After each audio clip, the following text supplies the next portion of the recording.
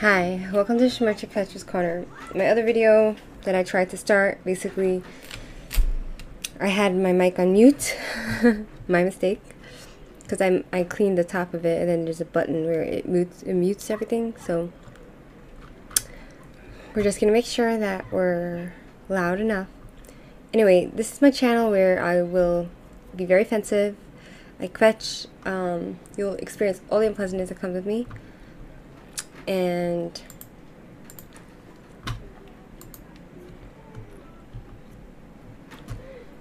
we're waiting. Anyway, this is my channel where so a lot of the time I will curse at you and I will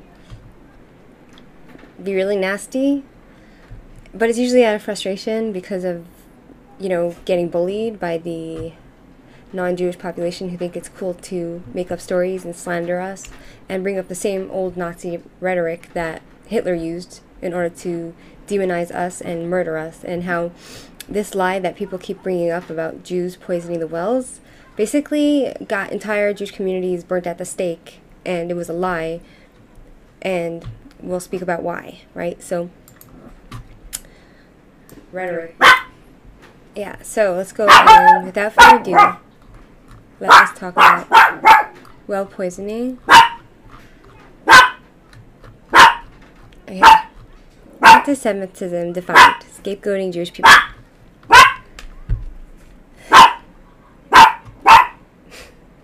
She hears people outside. Right? So, okay, so this guy discusses the book, right? So there's a whole book about the myth of Jews poisoning the well and how it's debunked, right? So, right?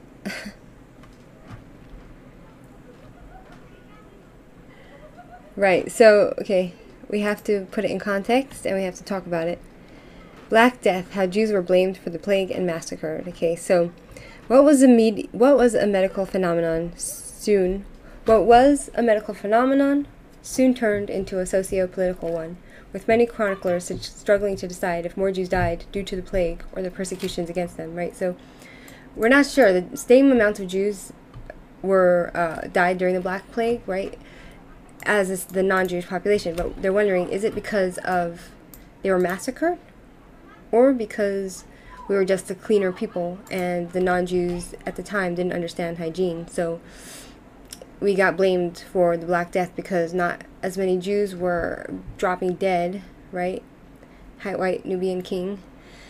So not as many Jews were dropping dead from the Black Plague. So the question is, did the same amount of Jews die because of the Black Plague, or because of a mixture of Black Plague plus being massacred, for being blamed for the great sin of poisoning wells, which we did not do, which was just a conspiracy theory, right? So, right. Many would say we're speaking about the COVID-19 outbreak may change forever the world as we have known it till now. Power structures may be shifted, economic systems remodeled, along with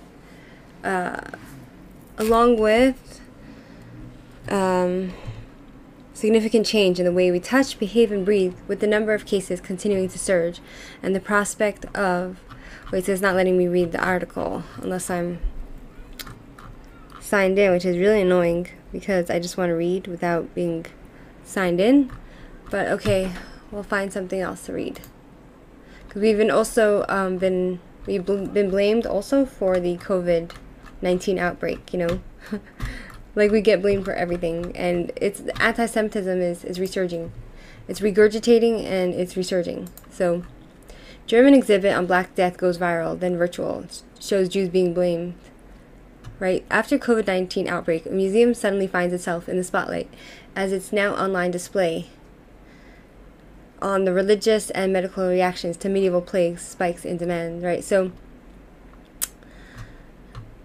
figure of Saint Rochus, who was believed to be protected from the plague.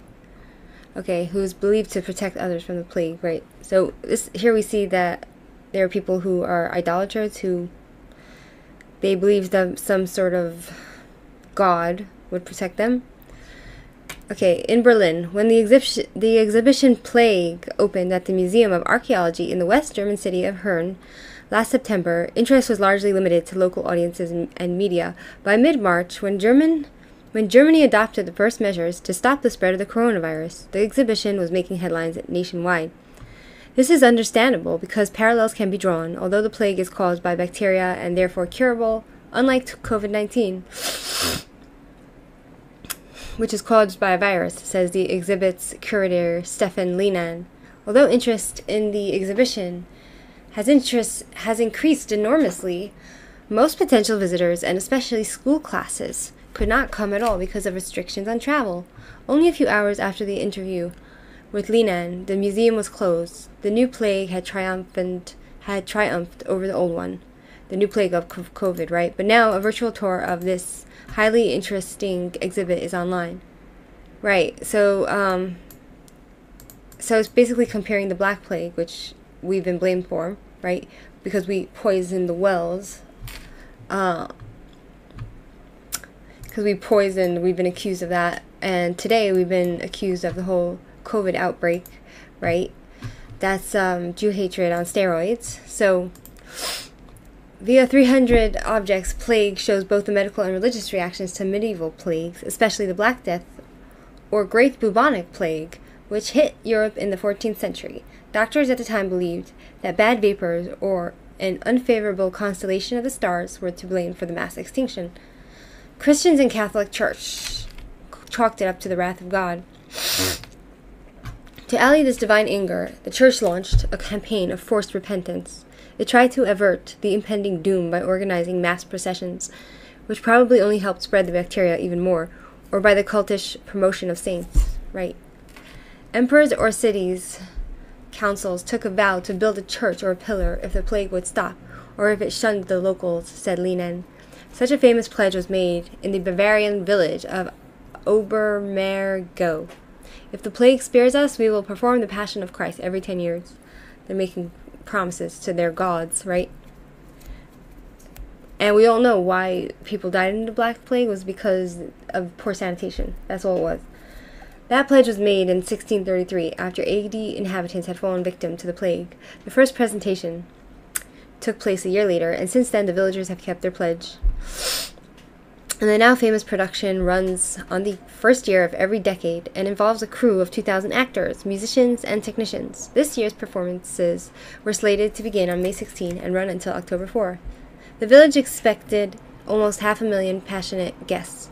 But due to the coronavirus outbreak, local authorities delayed the presentation until May 2022.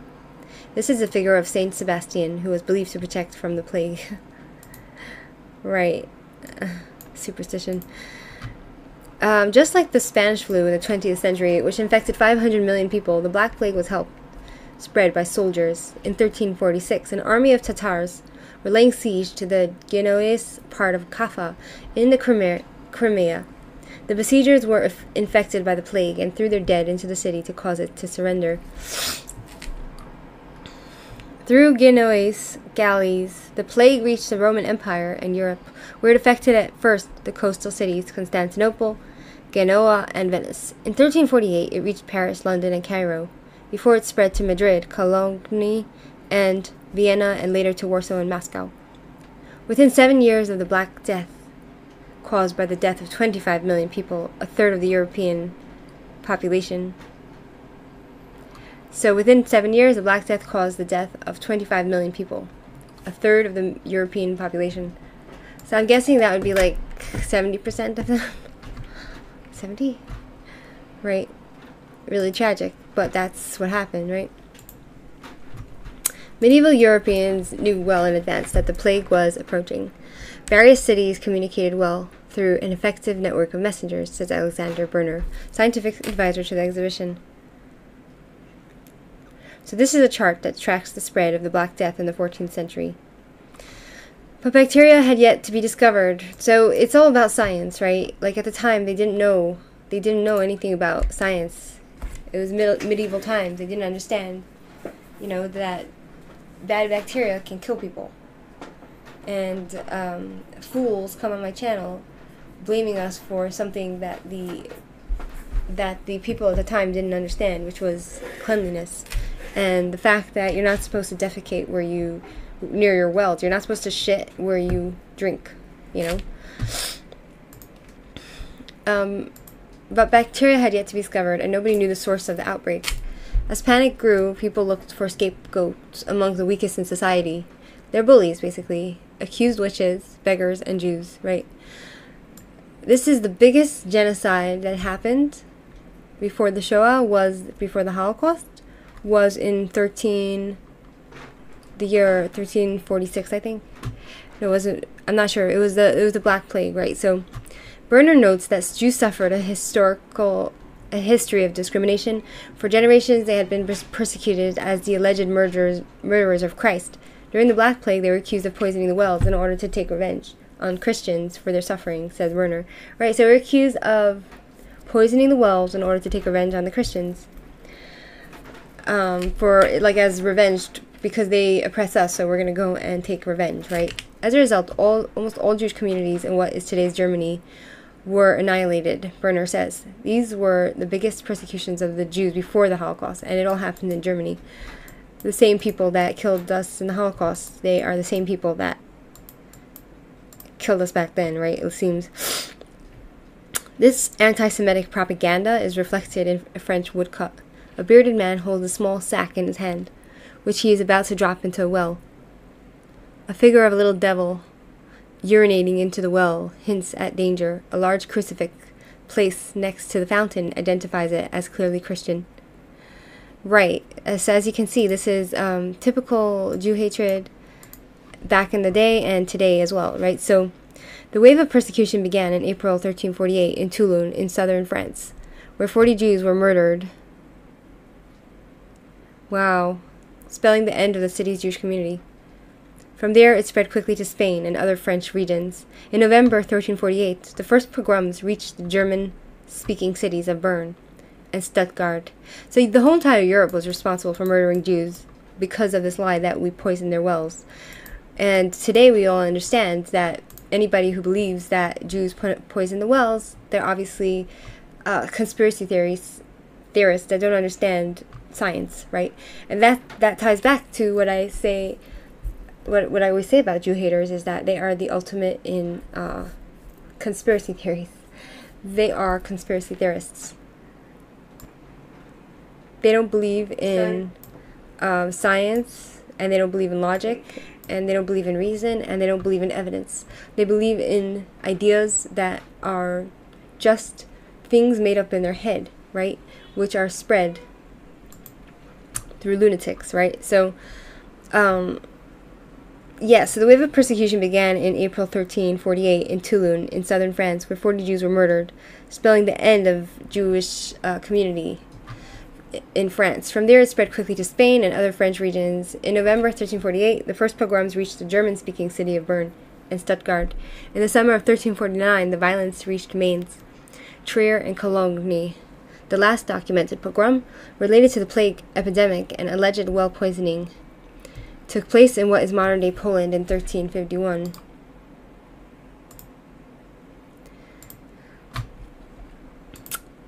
Right, so the last documented pogrom, uprising, and murder of Jews related to the plague of the Black Plague, right, where a lot of people died and they blamed it on the Jews, right? It was in Poland in 1351. Okay, the last documented pogrom related to the plague epidemic and alleged well poisoning took place in what is modern-day Poland in 1351. But the persecution of Jews and the subsequent pogroms differed greatly from one town to another, as plague clearly illustrates, right? The pogroms were often initiated by families of merchants or traders who were in the red line, who were in the red to the Jews. So they were basically owed money, or they were near Jews, right, says Bern.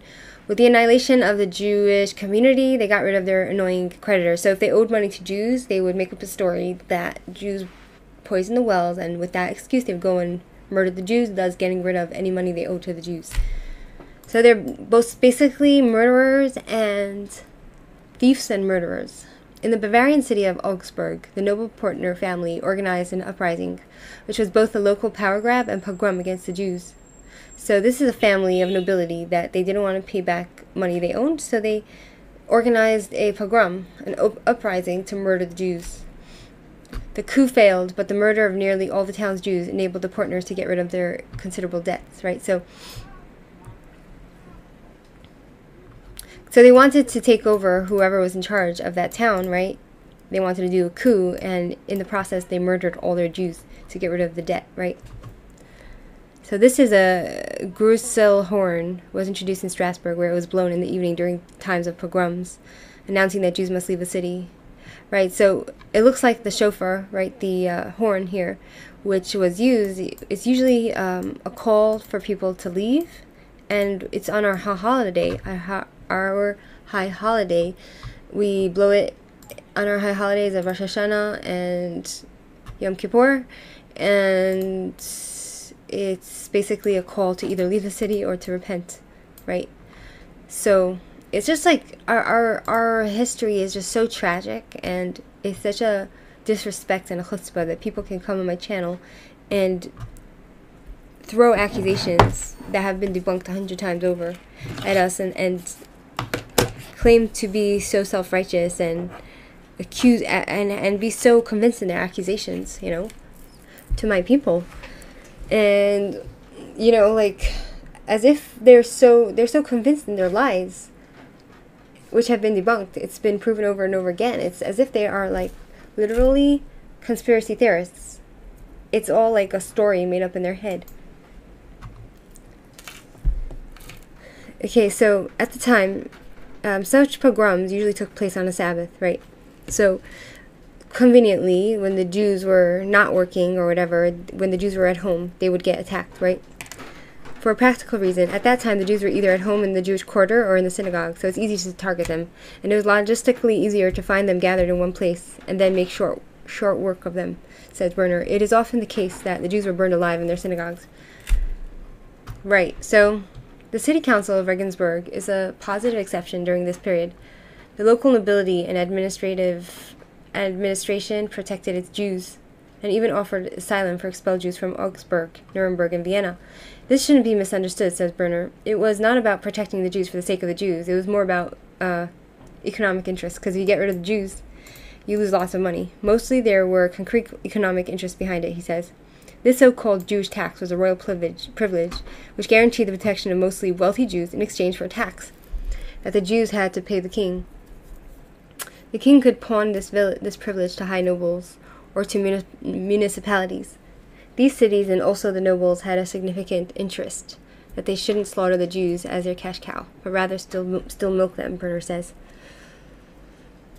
Right, so they didn't want to kill us. They wanted to keep us alive just so that they can get more money out of us, because they recognize without the Jews they have nothing, right? Because we, after all, we do give the world everything, because we are very smart economically, because of our Torah, and we are just a very industrious people. And so the smart non-Jews, they would keep us alive and work us to the bone in order to milk us in order to get rich, right? And the lunatics would just want to decimate us, not realizing that by decimating us, they're decimating themselves. It's kind of like a suicidal mission that they go on. But that is self-induced. That is what we call a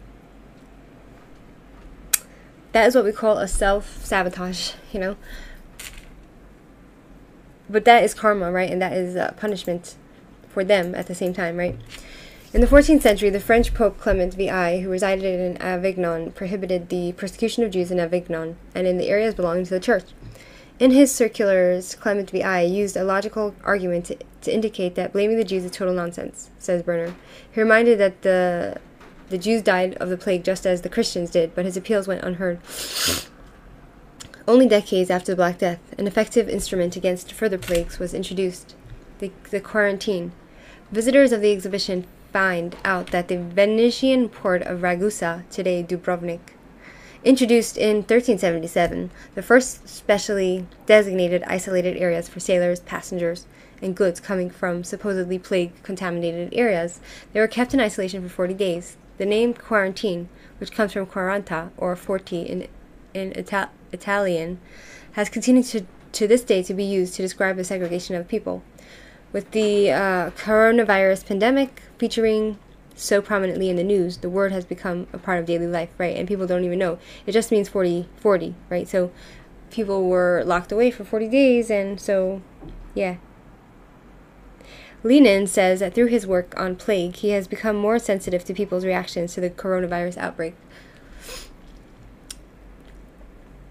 I discovered that people threatened by a plague behave the same throughout time. Some of them panic, others become more religious, he says. Historian Berner says his knowledge of previous epidemics doesn't necessarily make it easier for him to deal with the coronavirus pandemic. What is important to me personally is that you make sure that you don't forget solidarity with your close friends and relatives, Berner says. Right, so while this was a very nice article, it didn't really help me in debunking. Well, obviously we all know why the plague happened. It was because of the lack of hygiene, right, where they shit where they drink, right? So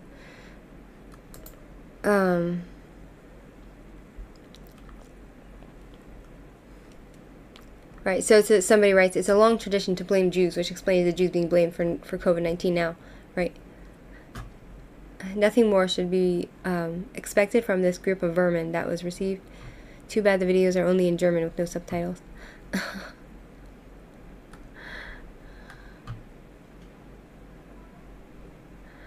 Jews are not the cause of the bubonic plague. Holocaust is very wrong. Germany ought to repent. Anti-Semitism also so wrong. Yeah, listen, literally. The myth of Jews poisoning wells in the bubonic plague.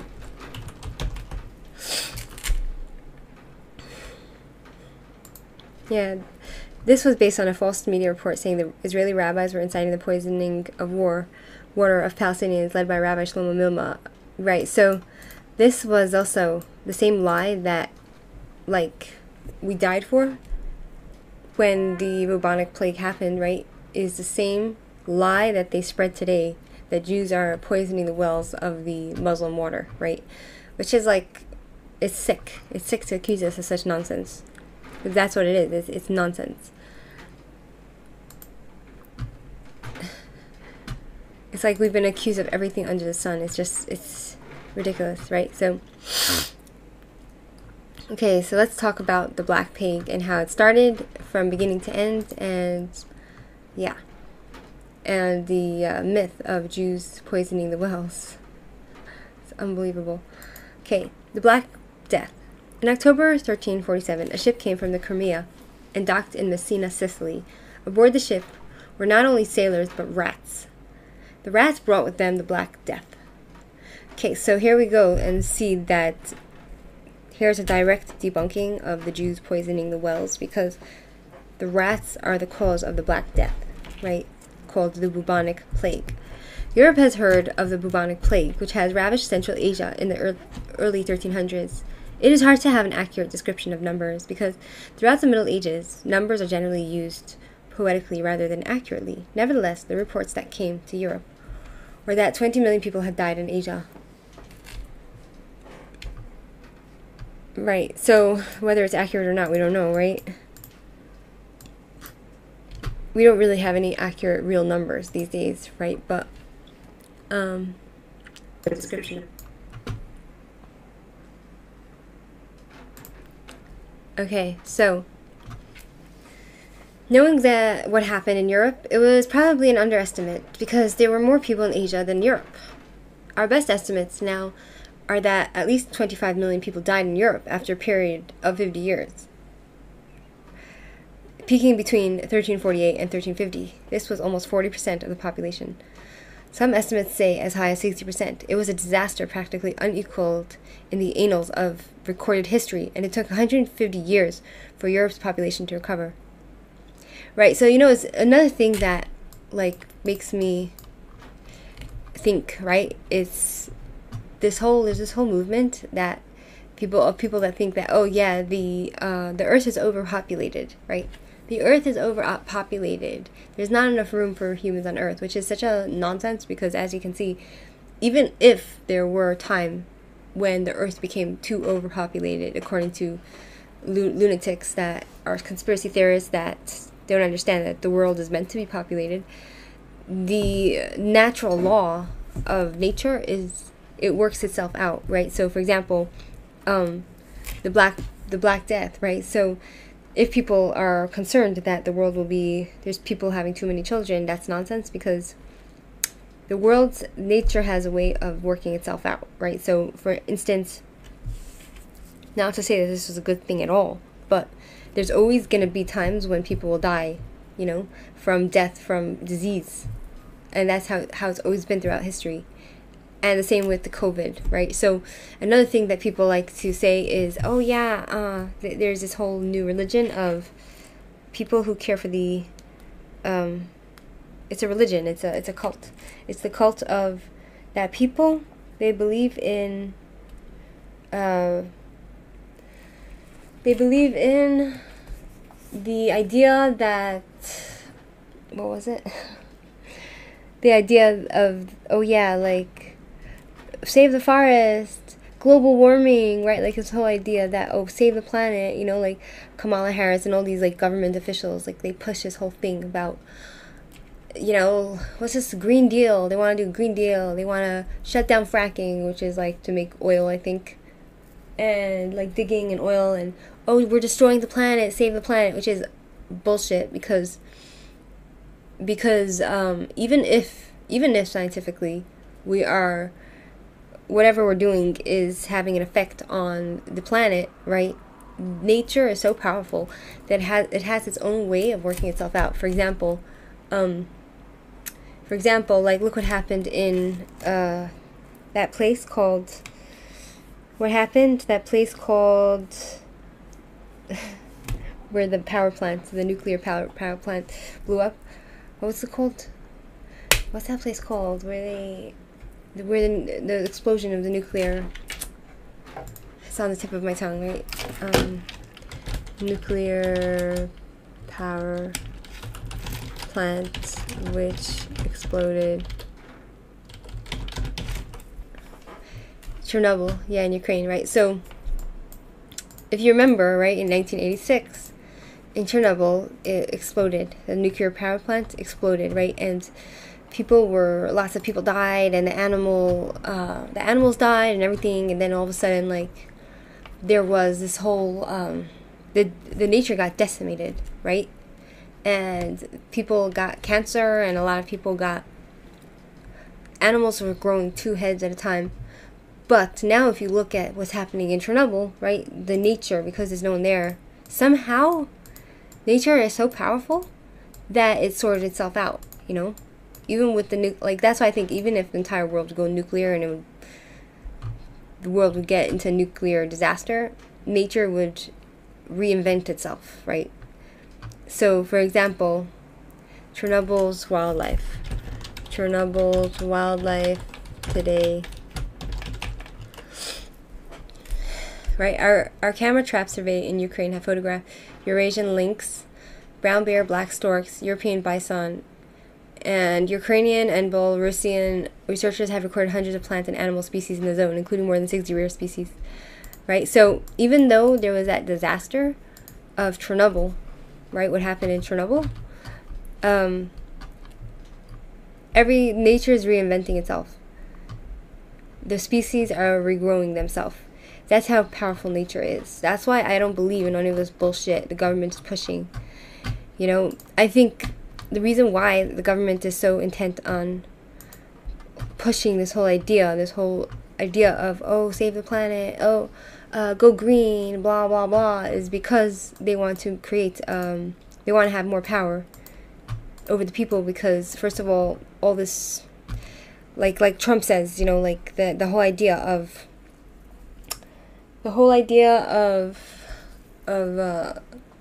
going green, right, and banning gas cars and going all electric, it's going to decimate the economy. It's going to make people's living life hell. And so this is what the elites, they want. They want to control the tyrants. They want to control humanity because they understand that creating impossible living environments in the name of this religion of saving the planet, they're going to have more control over everybody. While they go and use what they forbid us to use, they're going to use it and enslave us, right? This is their plan, right? And so I think all this like, oh yeah, the rising sea levels, oh the ice caps are melting. Yeah, listen, if that's what's happening and the ozone layer is whatever, nature is so powerful that whatever happens, they're gonna reinvent themselves, just like what happened in Chernobyl. Just like what happened in Chernobyl, where we see wildlife flourishing again, right? Even with all the nuclear disaster that destroyed the wildlife there, now it's like, this is the power of nature. This is the power of the world. This is the power of the universe to reinvent itself, right? So, and also like all those people that think the world is too overpopulated, so they don't want to have kids. It's bullshit, because there are times when plagues break out and then everybody dies, you know. So nature has its way of taking out that which you were worried about, you know, which is sad, because I don't really think that the world will ever be too overpopulated and the world will ever be destroyed, because it's I think it's like the dream of tyrants. It's the dream of tyrants to scare everybody into this thought process of the end of the world so that they can somehow control you, you know. It's ridiculous, you know. So that's what I think. You know, it's like people actually think. They think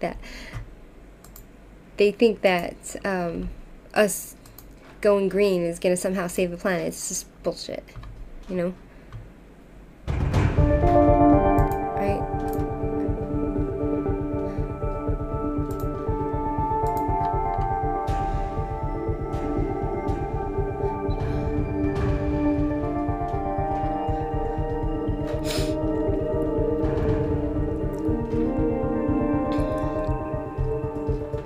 Yeah, so a nuclear reactor exploded, sowing radioactive material into the skies, destroying everything, right? But now that it's been destroyed, wildlife is flourishing without humans. 100,000 people were evacuated from this explosion area in Ukraine, and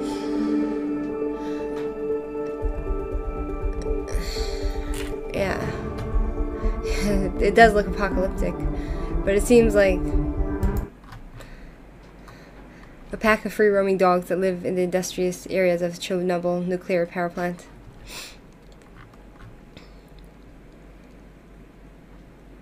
Many of the Chernobyl dogs find shelter in the abandoned buildings or construction zones with the nuclear exclusion zone. Yeah.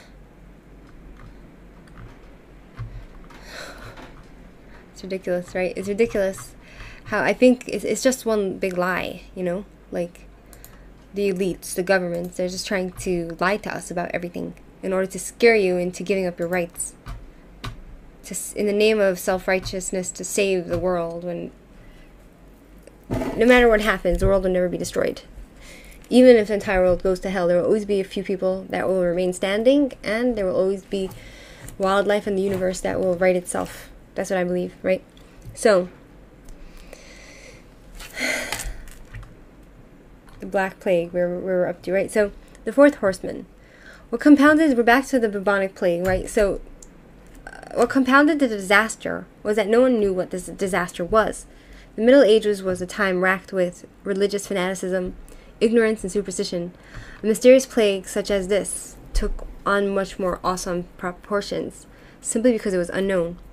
The plague spread rapidly throughout Europe, but it was erratic. It skipped certain towns and areas. Furthermore, it abated in the cold weather of the winter, so in the cold there was less death. By January 1348, many thought that the plague was over. But with the coming of spring and warmer weather, the plague started anew with a greater ferocity. Right, so like, I think because in the winter, you know, everything gets frozen, so it's, I don't know the science behind why the disease wouldn't spread, that type of disease. I'm not sure why, right? So, therefore, it had within it a mysterious quality that compounded the suffering all that much more from the medieval mind. The most common medical explanation today is that the plague was spread by a bacterium, Yersinia pestis, that lived within fleas, which in turn lived on the rat. It was spread in one of two ways. The first was through human contact. Sanitation in the 14th century was primitive, worse than in the ancient world. Wow, right. So, like in the ancient world, they understood they had a better sanitation system, it seems, right? Like the ancient world at least had a more advanced sewage disposal system. In Europe, like that's why I said, like with the advancements of the Christian religion and the Islamic religion, it literally, these two religions of Christianity and Islam, it literally it dumbed down the brains of the individual and the entire government systems, where they became stupid. You know, they lost the wisdom that came with any other type of wisdom coming from any other type of religion, right? They cut it out, and they didn't believe in anything other than Christianity, and any other type of faith and any other type of wisdom was like considered probably witchcraft, which is strictly forbidden in these two ridiculous religions. So the most common medical explanation today is that they didn't have sanitation, right? The ancient world at least had a more advanced sewage disposal system. In Europe, the sewage disposal system was an open pit channeled through the middle of the street. Oh, that's disgusting. So in Europe, the sewage disposal system was an open pit channeled going through the middle of the street. This guaranteed the spread of the plague. Right, and then all these like Jew haters come now on my channel and be like, oh, the Jews poisoned the wells and that's why the bubonic plague happened. No. The plague was spread because of your poor sewage systems, because you were stupid and you didn't know how to do sanitation, right? Unbelievable. The second way the plague was spread was through the air. People were infected with it simply by inhaling it. No one at the time knew the medical reason for the plague, but certain ideas developed. The most common reason was that it was the wrath of God, right? Superstition, you know, oh, God did it, right? The times were fanatically religious, and one of the ways God got even, so to speak, was by punishing man. This is especially confirmed in Christian mythology, with the idea of the 4 horsemen of apocalypse, one of whom is pestilence. This horseman of pestilence was their interpretation of the plague, right? So this is why Christianity is such a stupid religion. You know, at least us Jews, we don't, you know, like, we always had our own system of cleanliness, which are given to us from the Torah. So we were less affected, you know, by the, I don't know if we were less affected by the plague, but definitely we've always been more, like, sanitary, right?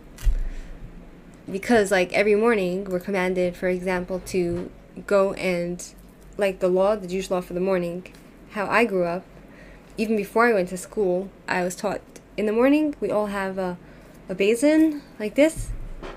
For example, we all have a basin like this, and a cup which we fill with water. We put it by our bed, the side of our bed. Then when the morning comes, what we do is for example, let me show you what we do. We say, the morning comes, we get up, we say, we say the prayer, which thanks God for giving us back our soul.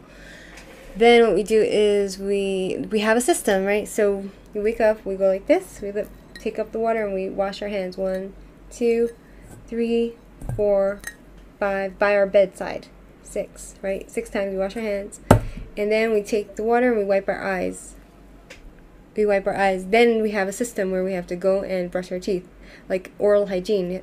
We always had to rinse our mouth and wash our face, according to the Jewish law, in order to be able to pray for the day, right? So Jews always have a system of, especially the religious Jews who follow the Torah, right, have a way of going about the day. And so, for example, when Jews go to the toilet, right, there is laws about that. You go to the toilet, and, you know, you do your thing, you wipe your shit up, and then you go and you wash your hands. It's a commandment for the Jews every time you use the toilet. With the cup, you fill with water 6 times. 1, 2, 3, 4, 5, 6. When we eat bread, right, we have to wash for bread. We're constantly washing our hands with water throughout the day, and so with clean water. So that's why we have this already incorporated into our culture, and that's why Jews, see, I'm not sure if the Jews, like it says, they're not sure how many Jews actually, there were many Jews who died from the plague also because of, you know, but maybe a little bit less because of our hygiene. And even though we didn't know, Jews didn't know about, like, hygiene, like, oh, scientifically, but because it's our culture, right? So, oh, the non-Jews, then they start thinking, oh, it's a conspiracy, you know? It's a conspiracy, the Jews are not dying, you know? No, it's just science. Lunatics. Continuing on, right? So, right?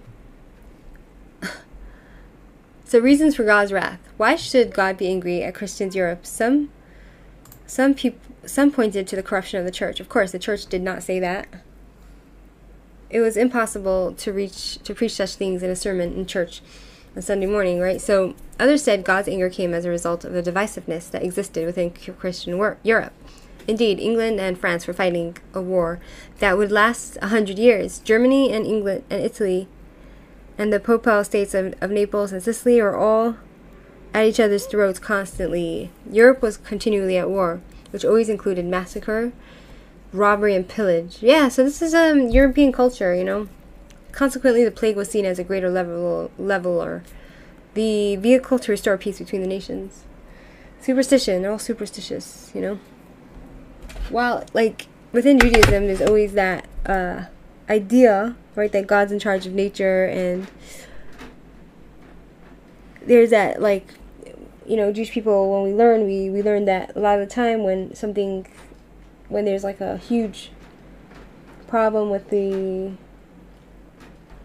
when there's this, like, when there's a hurricane, it's God is angry, you know. And so, right, and, like, for example, like, sometimes when the Chinese would go and say something out, you know, abuse the Jews in some way, right, they would, all of a sudden, there was like a tsunami that wipes out like a whole population. So then a lot of the time, you know, as stated in Tanakh, they'd be like, oh, they're being punished because God's punishing them, you know. But there's always a scientific explanation, which Jews believe in. We believe in science, you know. So checking that, like, sometimes, yeah.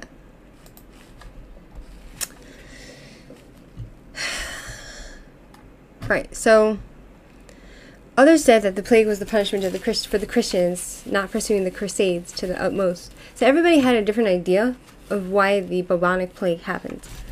Destroying the Muslims and evicting them from the Holy Land. So they didn't destroy the Muslims and evict them from the Holy Land. By the 14th century, it was clear that the Christians had little, if no chance, of evicting the Muslims from Palestine. In fact, the entire idea of the Crusades had waned. There were no more stalwarts for new Crusades. Whatever that means. Stalwarts? What's a stalwarts? Let's go see. So as you can see, you know, the Christians and the Muslims, they took turns in occupying Israel, you know. A loyal, reliable, and hardworking supporter. So there was no supporters for this type of thing. Nobody cared. Right? After a short while, there arose a new idea among the European Christian masses. Why the Black Death was ravaging their land? Because they allowed the Jews to live in their midst as Jews. Right. This reason became widely accepted. Therefore, in many communities throughout Christian Europe, the formula and prescription of saving the community from the plague laid in either converting, forcing the Jews to convert, exiling them, kicking them out, or murdering the Jewish population. And this, my friends, is why we Jews, we don't like Christianity. Christianity is a curse because of the way they treated us, you know? Not only was it a curse because of the way they treated us, but it's just their attitude. The entire Christianity is based off of bashing Jews. And the New Testament is anti-Semitic in its fullest form, right? So it's not a surprise that the Christians took on this thing, you know, so this superstition. From 1349 until about 1390, the Jewish communities of France, Germany, and England almost disappeared completely because we were decimated, right? So in 1350, Frankfurt had over 19,000 Jews. By 1400, not even 10 Jews were left. So they basically did like massacres of Jews, like killed them out. That typified, so this is Germany. The Germans have always been killing Jews. That typified the situation in many other communities throughout Western Europe. Right. So, wow. So, yeah. So these are the crimes of the Christian non-Jews, right? The non-Jewish population for 1,000 years, going back 1,000 years, and they take their crimes that they've done to us and they project their guilt onto us for everything under the sun. It's just unbelievable, right?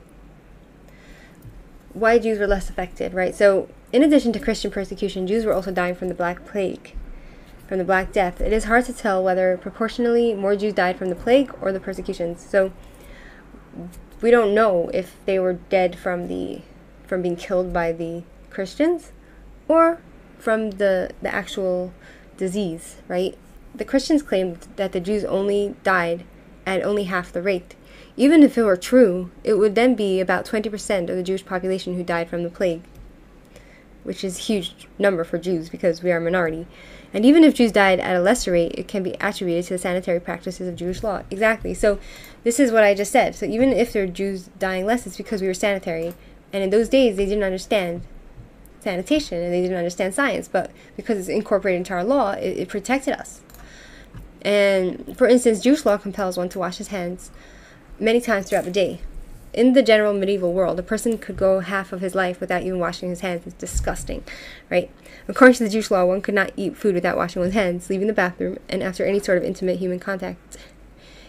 Exactly. At least once a week, a Jew bathed before Shabbat. Exactly. So Jews would bath before Shabbos. They were clean. Furthermore, Jewish law prevents the Jew from reciting blessings and saying prayers by an open pit at latrines and at places with foul odor. So we're not allowed to pray if anything smells like shit, right?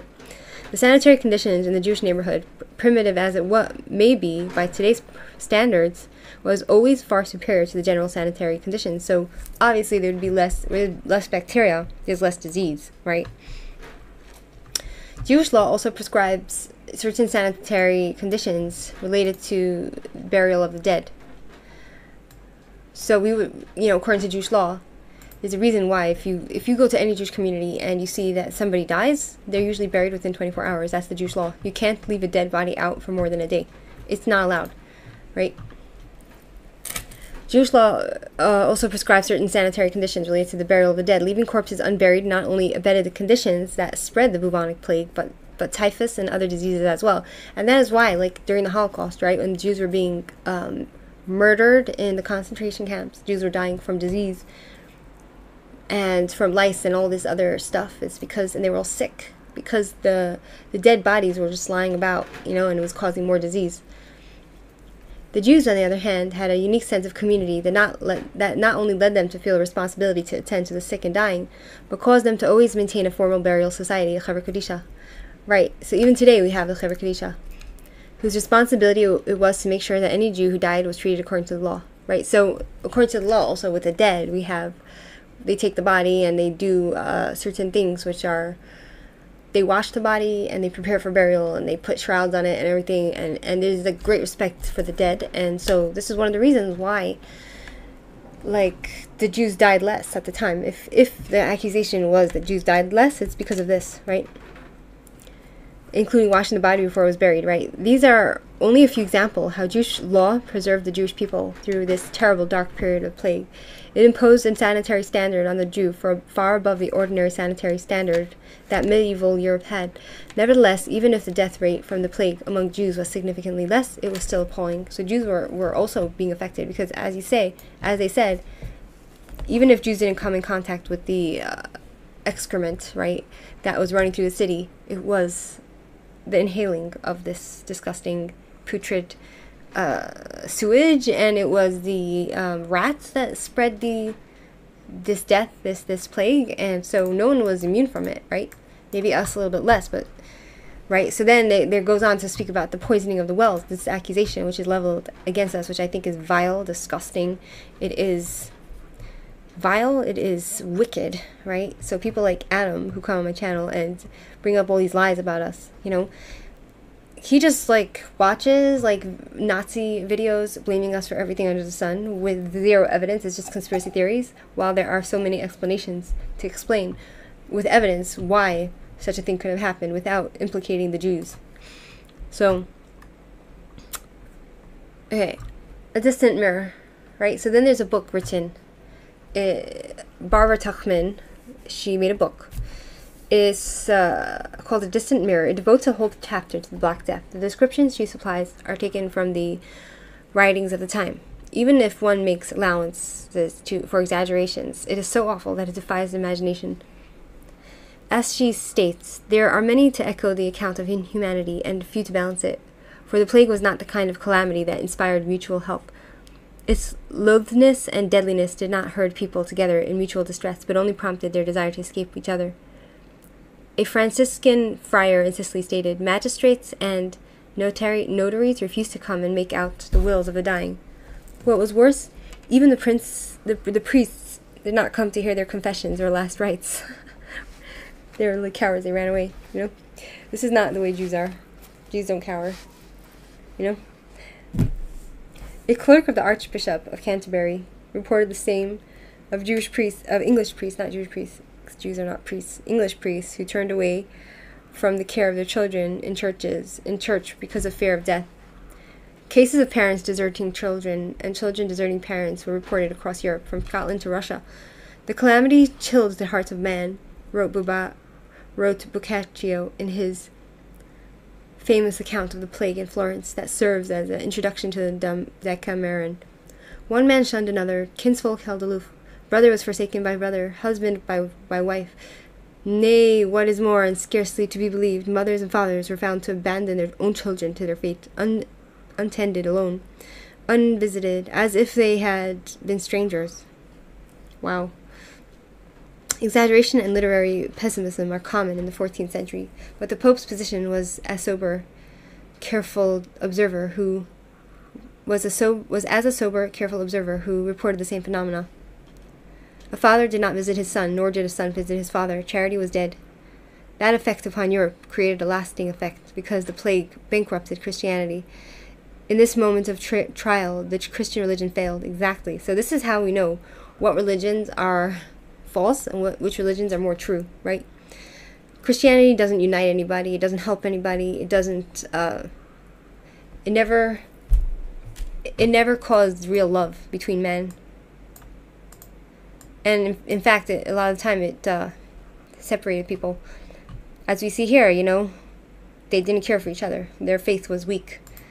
Their faith was weak. The Christian faith wasn't enough to hold them together. They abandoned their faith. The Christian religion failed. Faced with this disaster, the veneer of civilization and religion disappeared. It is that failure that helped bring about, after the plague, the Renaissance and the Reformation, both events marking where the modern world begins. Well poisoning and other canards. So we're accused of that, right? So wait, so when were we accused of well poisoning? Was it the bubonic plague, or was it this other thing, right? So well poisoning and other canards. The official church position during the Black Death was on the whole pro-Jewish. More than one pope, Boniface, Innocent, and other popes. About 4 had to really contend with the problem, issued proclamations that the Jews were not at fault. So there were always going to be Christian popes who were pro-Jews, and they didn't want the Jews to be killed, right? But their words landed on deaf ears, right? And the Jews should be protected. The way to salvation did not lie in the destruction of the Jews. At least they recognized that. But the situation was so out of hand that the official word of the Pope did not carry much weight, especially considering that due to the great schism raging within the Church at the time, there were 2 popes, one Avignon and one in Rome. The power of the Pope was diminished. So, wow. There then arose a second theory regarding the Black Death. The origin of the plague was that the drinking water wells were poisoned. Right. Who were the poisoners? Naturally, the Jews. Why would they do that? Because they took delight in destroying the Christian world. They were the agents of Satan, the Antichrist, which is written in their books in the New Testament. Like, how can you blame the Christians for thinking this about the Jews when their entire book is based off bashing Jews, right? Therefore, it was nothing for the Jews to poison the wells, right? Can you imagine? Once the Jews were accused of poisoning the wells, a wave of pogroms ensued. In January 1349, the entire Jewish community in the city of Basel were burnt at the stake. The Jewish communities of Freiburg, Augsburg, Nuremberg, Munich, Königsberg, Regensburg, and other centers all were either exiled or burned. In Worms, in March of 1349, the entire Jewish community committed suicide. In Cologne, the Jews were forced to flee. In Mainz, which was the largest Jewish community in Europe, the Jews defended themselves against the mob and killed over 200 Christians. Then the Christians came to take revenge, right? So we're getting attacked. We defend ourselves. We kill 200 Christians. Because of that, because we defend ourselves, oh, we're not allowed to defend ourselves. We're supposed to just roll over and die, which is basically the attitude that the entire world has towards us today, right? It's like, how dare you defend yourself? You're a bad person for doing that. So they came to take revenge, right, for us defending ourselves. On one day alone, in August 24 of 1349, they killed 6,000 Jews in Mainz. Yeah, so this is the history of Jews in Europe, my friends. Right? Of the 3,000 Jews in Erfurt, none survived the attack of the Christian mobs. Where's Erfurt?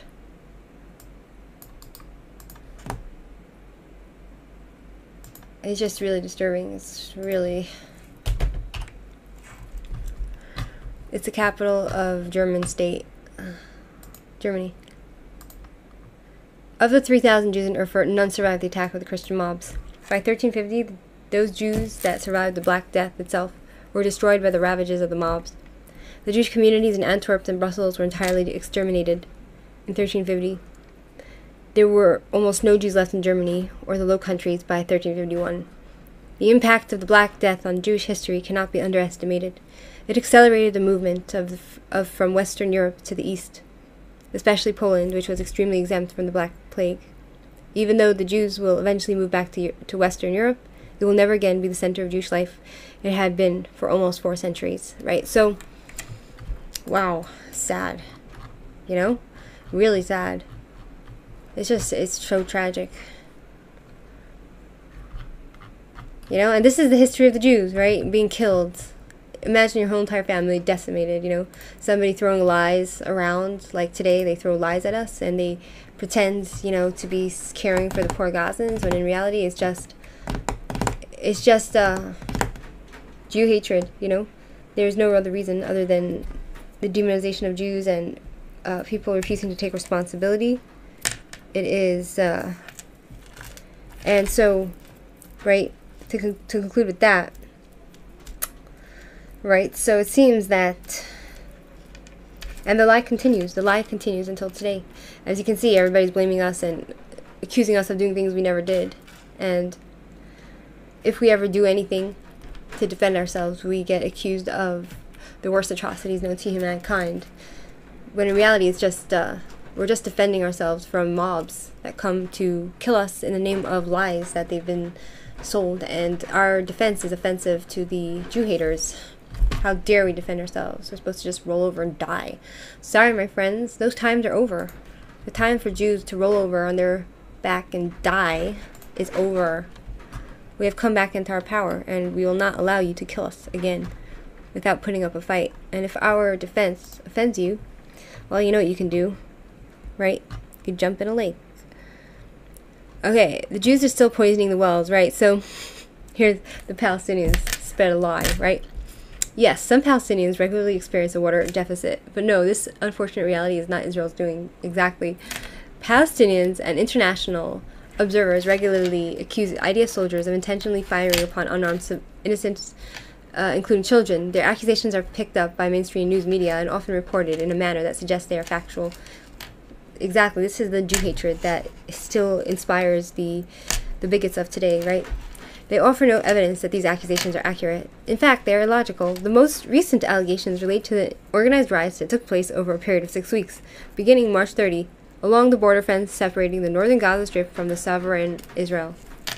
Right? So, when was this article written? In 2018, right? This is before October 7. Calling the campaign the Great March of Return, the demand of the protesters was to cross into the state of Israel and reclaim ownership of the land they assert was theirs, or their forebears until 1948, which is hilarious because it's not true. Jews lived in Gaza until they were like massacred in like 1920, right? So, and most of the Arabs that came to Israel, most of the Arabs that lived in Israel in the 1900s, they emigrated here because we got rid of the malaria, which was rampant here, and this place became a hubbub of economic growth, right, and more opportunities, so they all came here, and now they're just causing trouble, and they want to take that which we created. They want to steal it from us. They are thieves. That's what they are. Contrary to claims that this massing of people on some days up to an estimated 40,000 was carried out in a peaceful manner, readily observable YouTube video footage, as well as video documentation from sundry news sources, offer empirical evidence that these demonstrations were anything but peaceful. Clearly visible are myriad images of Gazans attempting to breach the border fence. Many are seen carrying assorted weapons, ranging from iron bars, knives, and slingshots to Molotov cocktails, IEDs, improvised explosive devices, and automatic weapons, including AK-47s, assault rifles. There were clear cries in the Arabics to kill the Jews. Of course, that's what they do best. Gaza Hamas leader Yahya Sinwar was filmed on April 6, declaring that we will tear out the Jewish hearts. We will tear out their hearts. And if all this wasn't sufficient to attest to the murderous intent behind this human tsunami, human official Saleh Bardawil openly acknowledged on May 16, in the last rounds of confrontation, if 62 people were martyred, 50 of the martyrs were Hamas and 12 from the people. The scene was one of bedlam, with thousands of people, men, women, and children, streaming back and forth. Right, so this is how they operate, the Muslims. They include their children. They sacrifice their children. They don't protect their kids. They teach their children how to be violent, right? Some were obscured by the clouds of the billowing black toxic smoke created by the hundreds of tires set alight by rioters. Given all of the above, it is only due to the professionalism and restraint of the IDF marksmen that more unarmed people were not shot. IDF spokespeople are adamant that soldiers who fire their weapons in the midst of these riots follow the rules of engagement. The IDF places great emphasis upon application in the field of its rigorous code of ethics, which is nonsense, because I believe if we have an enemy that's coming to kill us, that's trying to breach the border, it's it's in our right to decimate the entire crowd, because they are threatening our lives, which goes against the Jewish law. If somebody comes to kill you, you got to kill them first. It's not moral to allow them to breach the border and to kill us. That's not moral. The moral way to deal with this type of thing is to obliterate the enemy that comes to kill you. The IDF Code of Ethics is so strict that some critics charge that the adherence to its procedures has been responsible in certain situations for the wounding and even the death of IDF soldiers. Exactly. It's not ethical to sacrifice your own in order to appease the enemy, right? Who are sworn to our destruction. They want to kill us. Like, this is who they are, you know? So,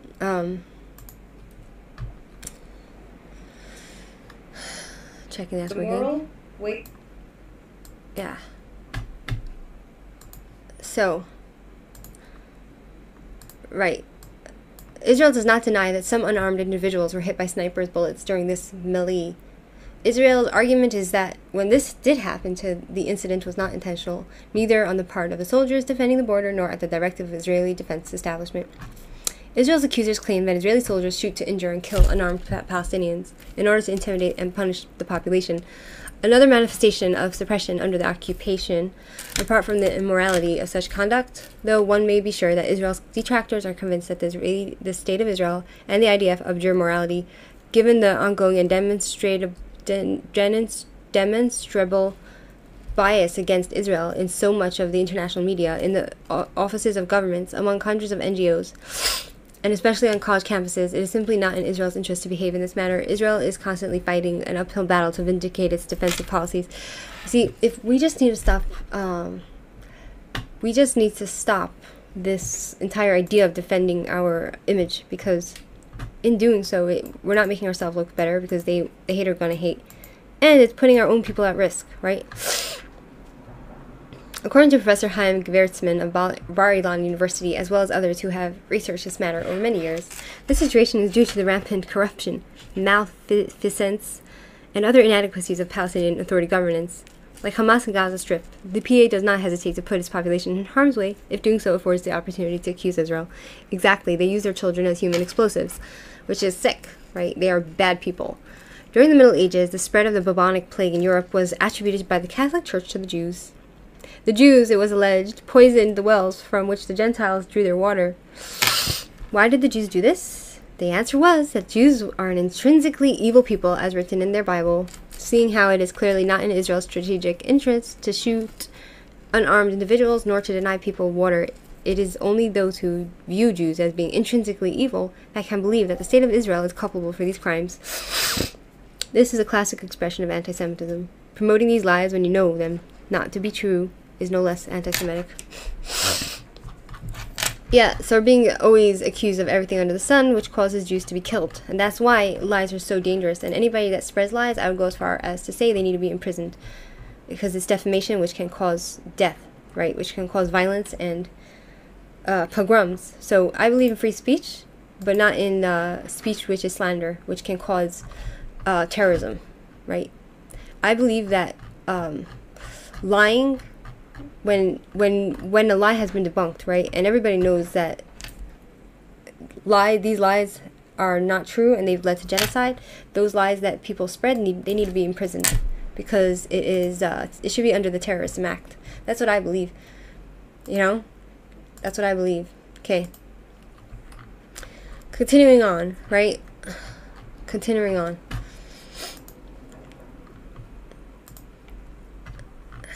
Anti-Semitism defined. Scapegoating the Jewish people. Right, so the third example in their International Holocaust Remembrance Alliance working definition of anti-Semitism states, accusing Jews as a people of being responsible for real or imagined wrongdoing committed by a single Jewish person or group, or even for acts committed by non-Jews. Throughout history, the Jews... So basically, like, you know, Candace Owens, she is a little dweeb, and she's a little warmongering freak and Jew hater, and I'm not surprised that she converted to Catholicism, because after all, the Catholic Church has been the one to kill Jews, right? To spread lies about Jews and kill us. So I'm not surprised that she's gone down that route, you know, and her the way she, you know, uses her religion as a tool, right? Candace Owens uses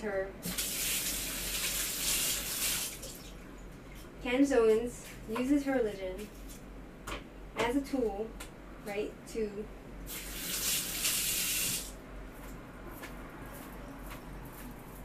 one second. I want to eat this. I'm a little hungry. She uses her religion as a weapon against Jews. You know, Christ is king, and then she goes on to speak about how the Holocaust never happened. You know, like, I believe people like her that spread lies about Jews and try to create doubt about factual history, it's so evil that I believe it should be put under the Terrorism Act, that these people can be imprisoned.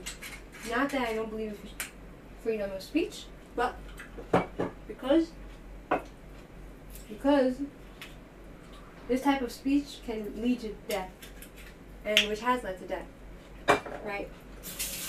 Like, when people's lives are at risk for these lies, it's simply not okay for people to take that which has been proven to be true, and that which the lies that they're repeating have caused Jews to die.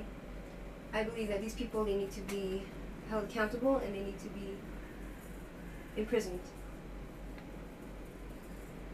Because the lies that led to Jews dying, right, it's proven that these lies have led to Jewish people being killed, right? So today, if they repeat those lies that can lead to genocide, these people need to be held accountable, and it should be regarded as terrorism, you know? I would go as far as to say that Candace Owens is a terrorist. People like her, terrorists. You know?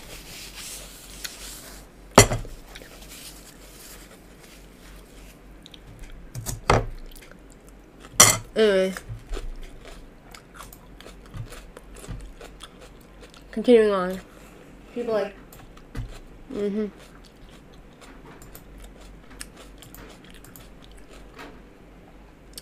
Okay. So...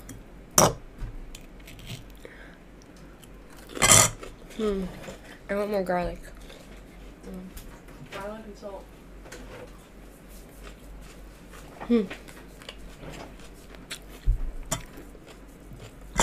Yeah.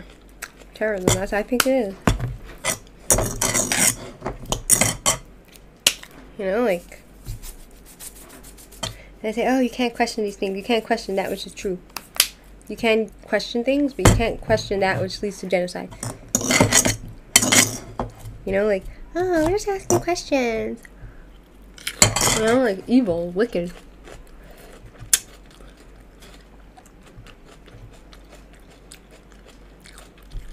Okay. The third example, the International Holocaust Remembrance Alliance, working definition of anti-Semitism states, accusing Jews as a people of being responsible for real or imagined wrongdoing committed by a single Jewish person or group, or even for acts committed by non-Jews. Right, so basically, this is the pattern, right? People come and they say, oh, you know, Jeffrey Epstein was a terrible person and did bad things. So the entire Jewish person, the entire Jewish people, do that. Same thing, right? That type of thinking is anti-Semitic.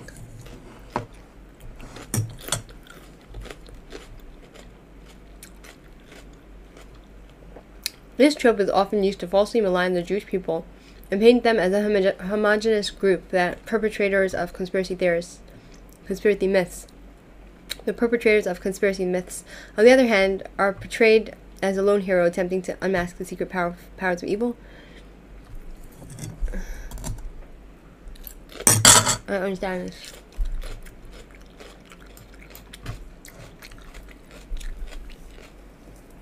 Unfortunately, this phenomenon has mutated, especially with the advent of social media, which has made it increasingly easier for users to spread disinformation, blame Jews for global problems, and spread hateful rhetoric.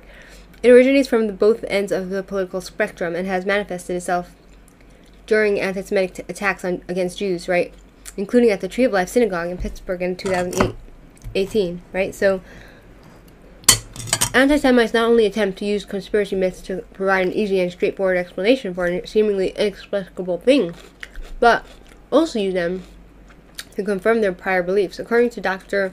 Daniel Jolet, a social psychologist at Northumbria University in Britain, who has written about conspiracy myths, the conspiracy myths people gravitate towards the most are often the ones that mirror their existing biases. Therefore, it seems like that the current pandemic and the anti-Semitic conspiracy myths that have emerged along with it have uncovered a deep reservoir of anti-Semitism around the world. Excuse me. The trope that Jews are responsible for the world's ills is connected to the idea that Jews are only loyal to their own community. What are the manifestations? Blaming Jews for the death of Jesus. Exactly. So this is the greatest lie that has been perpetrated against the Jews is the death of Jesus, right? And you know, we killed Jesus, right? Accusing Jews of being responsible for the bubonic plague, right? The poisoning of the wells. We created the bubonic plague, alleging that Jews poisoned wells in an attempt at killing Christians. Alleging that Jews use the blood of missing children for Passover matzah, which is literally what like people like Adam, who come on my channel, throw in my face, you know, as if there's any truth to it, right? You know, it doesn't realize how offensive and disgusting it is, and it makes me so angry. Alleging that Jews use the blood of missing children for Passover matzah, accusing Jews of ritual murder, exactly. Anderl von Rinn, the Damascus affair, Simon of Trent, etc. Exactly. All the blood libels have been debunked. over and over again. It's like they literally have nothing else to think about. So, what are modern day manifestations? So in the old days, they're saying it was this thing about Jews putting Christian children's blood in the matzah, killing Christian children, poisoning the well. Oh, we spread the plague to kill the Christians. Oh, we killed Jesus. These were the old accusations against us, which actually are not so old, because people today are actually throwing these allegations at us, right? Like that Adam Christoph guy that comes on my channel. Lunatic, right? So today, the modern manifestations include blaming Jews for the coronavirus pandemic, or accusing Jews of benefiting from it, or creating it to hurt Palestinians. Sick. Blaming these people are really evil to blame us for this stuff. Blaming Jews for seemingly random murders and other horrific crimes, including the modern rumors of organ harvesting in Israel, and Jews or Zionists eating Palestinian children and drinking their blood. Right. So this is another ridiculous lie. We're slandered, you know. Blaming Jews for ineffective government policy. Exactly. So if, for example, your government, like Randy comes to my channel and says, the Jews, you want to destroy our countries, like the Jews want to destroy their countries through having open border. Oh, look who's in the government, Jews, you know? As if anybody that's in the government who happens to be Jewish represents the entire Jewish nation. Like, this is anti-Semitism, right? Blaming Israel for problems in the Middle East and across the world. Right, like what Redbeard did was saying that, oh, the Jews are the cause of all the wars. That's what he said. The Jews cause all wars. That's what he said. You know? I think, like, somebody that's a little bit more educated, you know? Like, I thought, this guy Redbeard, that used to be my moderator, I thought, like, okay, he's more educated, you know? He's higher class. He wouldn't be such a lowlife to think in that way, you know? You know? It's shocking. It's just shocking. But prejudice goes deep, you know?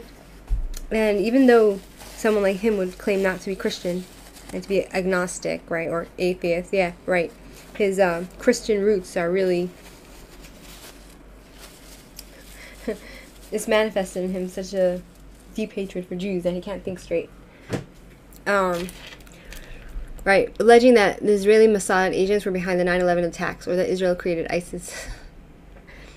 Claimed that the Jews created the coronavirus vaccine as means with which to kill large numbers of people in an attempt to reduce the world population, or other similar conspiracy myths, when in reality, like, everybody in Israel were jabbing themselves. They got like 4 times jabbed. 2 wasn't enough. They wanted 4.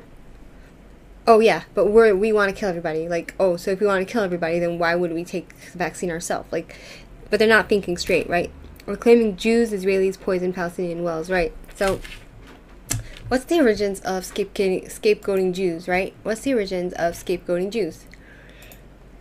Dr. Deborah Lipstadt, the Biden administration's nominee for the State Department's special envoy to combat and monitor anti-Semitism, has explained that these conspiracy myths can be traced back to the origins of Christianity, in particularly Jesus' death. According to Dr. Lipstadt, the church taught that the Jews conspired to kill Jesus, even though Jewish individuals did not actually kill him. This paved the way for the undermining and marginalization of Judaism. Jews, early Christians, argued, repudiated this new faith because of their inherent maliciousness. Lipstadt writes, this formulation rendered Judaism more than just a competing religion. It became a source of evil. This anti-Semitic diatribe was codified in the early 20th century publication of the Protocols of the Elders of Zion, right, which has become a fundamental document of modern-day anti-Semitism. The Protocols falsely revealed a Jewish plan for world conquest and over the takeover of industries, governments, and media in order to advance a hidden Jewish agenda. Despite its numerous inaccuracies, the book has been translated into dozens of languages and disseminated around the world. There are several theories as to why anti-Semitic accusations, despite their absurdity, have gained traction. One explanation is that, given that they have been entrenched in society for so long, they are extremely difficult to eradicate. Furthermore, the allegations provided a mechanism with which to explain otherwise inexplicable and often depressing situations. Blame them on the all-powerful and evil Jew. Understanding anti-Semitism. Anti-Semitism is a complex, multifaceted hatred. The International Holocaust Remembrance Alliance working definition of anti-Semitism is considered the gold standard in understanding the phenomenon that has been used by governments and institutions to identify and monitor it. The IHRA working definition of anti-Semitism states, anti-Semitism is a certain perception of Jews, which may be expressed as hatred towards Jews. Rhetorical, and physical manifestations of anti-Semitism are directed towards Jewish or non-Jewish individuals and or their property, toward Jewish community institutions and religious facilities.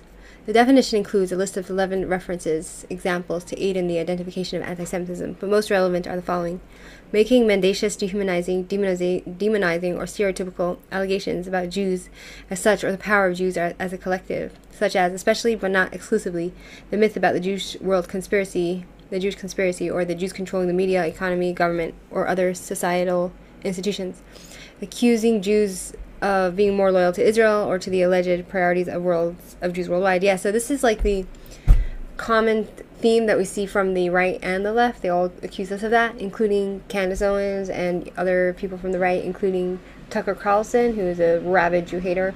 I don't even know why Trump allowed him to sit next to him when he had his convention, right? So the Jews are more loyal to Israel than the interests of the nations where they live, drawing comparisons of contemporary Israeli policy to that of the Nazis, right?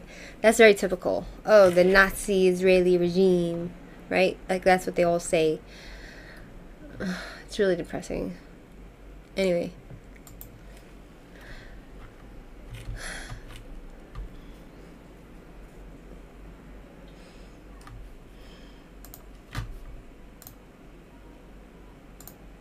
Okay, anti-Semitism policy just. This is a good thing we can read, right? Moses with horns. 1513 to 1515. Right, so where the myths come from, right? So we're going to talk about the myths of the Jewish noses and the horns, right? Okay. Anti-Semitism policy trust. Myths and misconceptions about Jews. Okay, so introduction. Anti-Semitism is prejudice against Jewish people. The UK is one of the number of countries which have adopted an official working definition of anti-Semitism, which goes into further detail about the types of discrimination Jews can face. Blah, blah, blah, blah, blah, blah. Okay, historical myths. Jews consume human blood, right, which is, like, strictly forbidden in Jewish law, like, which is, like, unbelievable. You know? Oh, the Jews are the ones pushing transgenderism. In Jewish law, it states, man cannot wear women's clothes and women can't wear man clothes. You know?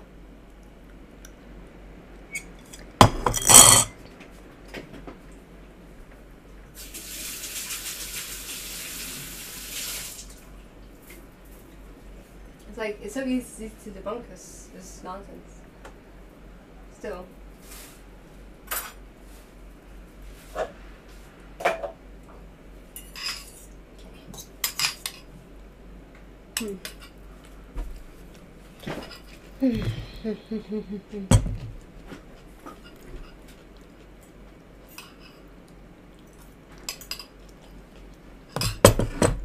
It's very good. Das ist gut.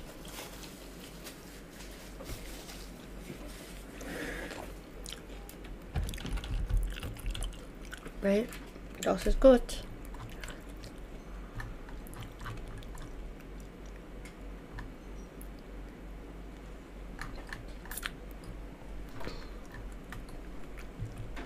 Right, so the Brits were the people who invented the blood libel, that the Jews drink blood from the Christian children, is originated in England. The British, they invented it, you know? They invented it, can you imagine?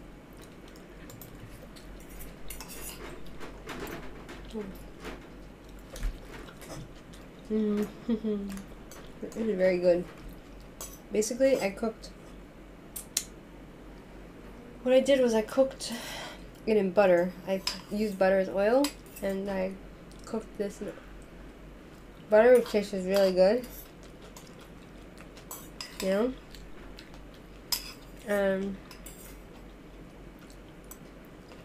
Anyway, like, what I'm doing is, it's a lot of work, you know? Reading all this stuff and talking about it. It's emotional work. And it's not easy to talk about this type of thing.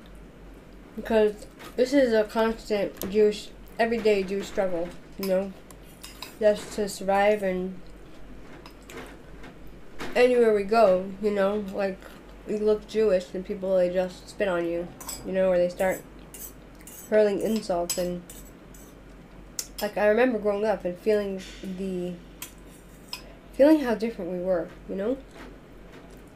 When we're non-Jewish populations, it's just feeling the difference in how people look at us, you know?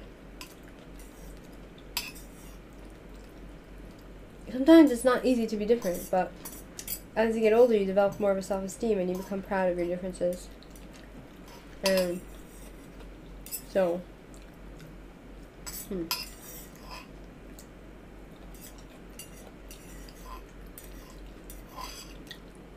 know?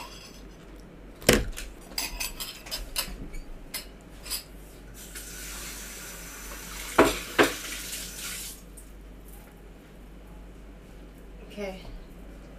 Continuing on. Intermission. Intermission.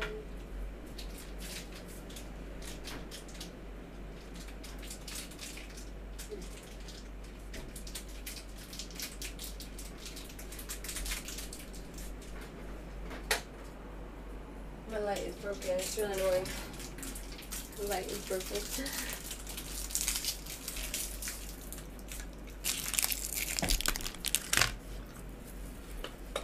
Okay.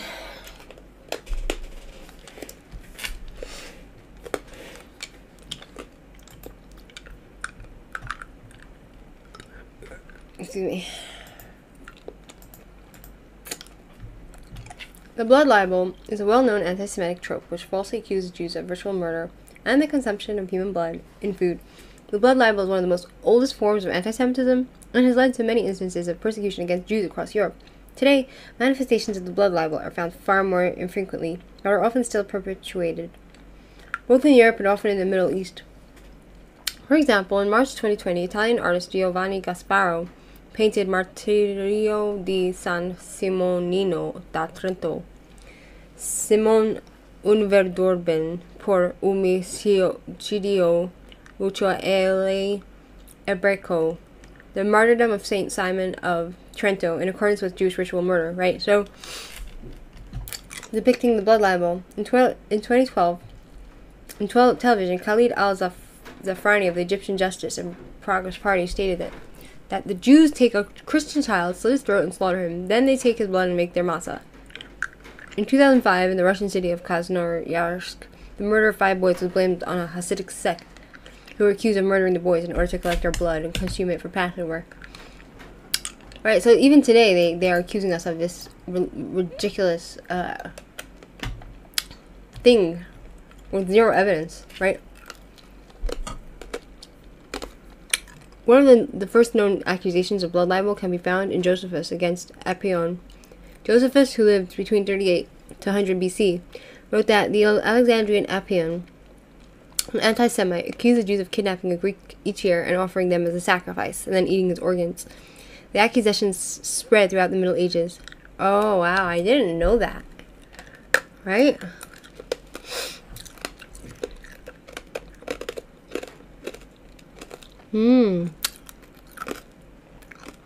Alexandrian Apion. Let's go see this guy. Lowlives, you know? Evil, wicked lowlives.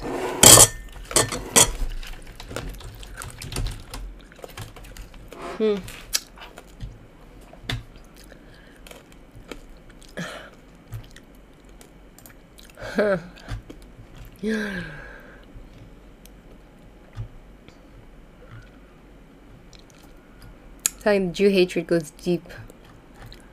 Right, so a Greek grammarian and sophist of Alexandria, noted for his bitter hatred of Jews born in the great oasis of Egypt between 20 and 30 BC, died probably at Rome between 45 and 48 as Joel, Agrippa de Heidenthums, etc., page 8, points out, his name derives from the Egyptian bull god Apis.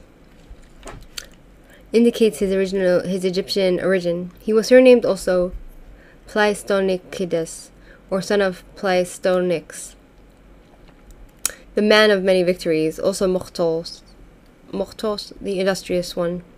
Apion himself claimed to have been born in Alexandria,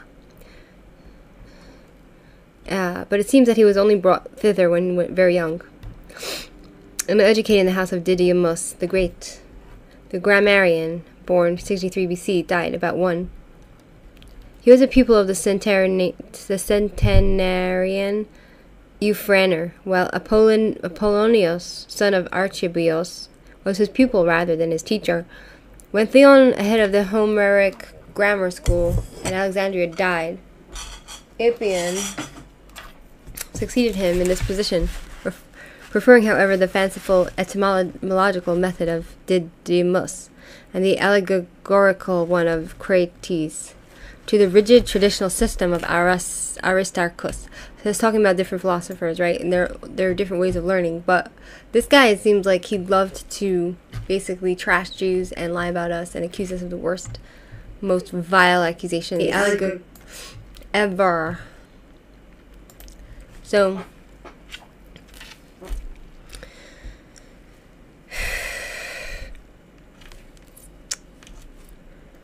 but it was chiefly as an itinerant lecturer on Homer that he gained his great popularity. In this capacity, he traveled through Greece and Italy, first during the reign of Tiberius, who, disdaining his unscholarly manner, called him the word drum. In Rome, his charlatan methods failed to impress the people favorably. It was in the tumultuous and excitable city of Alexandria, chiefly under Caligula, that his opportunity for using his superficial knowledge to advantage came to him. He utilized both tongue and pen in appealing to the prejudices of the populace, and sedulously fanned the flame of discord during the conflict that broke out between the Jews and Jew-haters in Alexandria. Upon Caligula's imperial decree to have his image set up and worshipped by the Jews, as well as the rest of the people, Apion labored against the Jews with growing success, and his fellow citizens appointed him at the head of the delegation to the emperor of Caligula. In the year 40, to present the formal charge of disloyalty against the Jews of Alexandria, it was a foregone conclusion that he would defeat Philo, the philosopher, the head of the Jewish delegation, Josephus. After this, he seemed to have settled down in Rome and opened a school there, numbering Pliny among his disciples. He probably died there, suffering, as Josephus narrates, from an ugly disease to remedy which he vainly resorted to circumcision.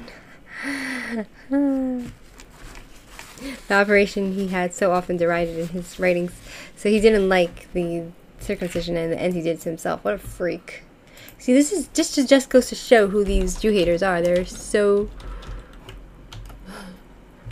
They had contempt. They ridiculed. In the end, he did it himself because these people have no morals. You know, they go back on their words because if they think it will save them, their ass, because that's all they care for. It's just.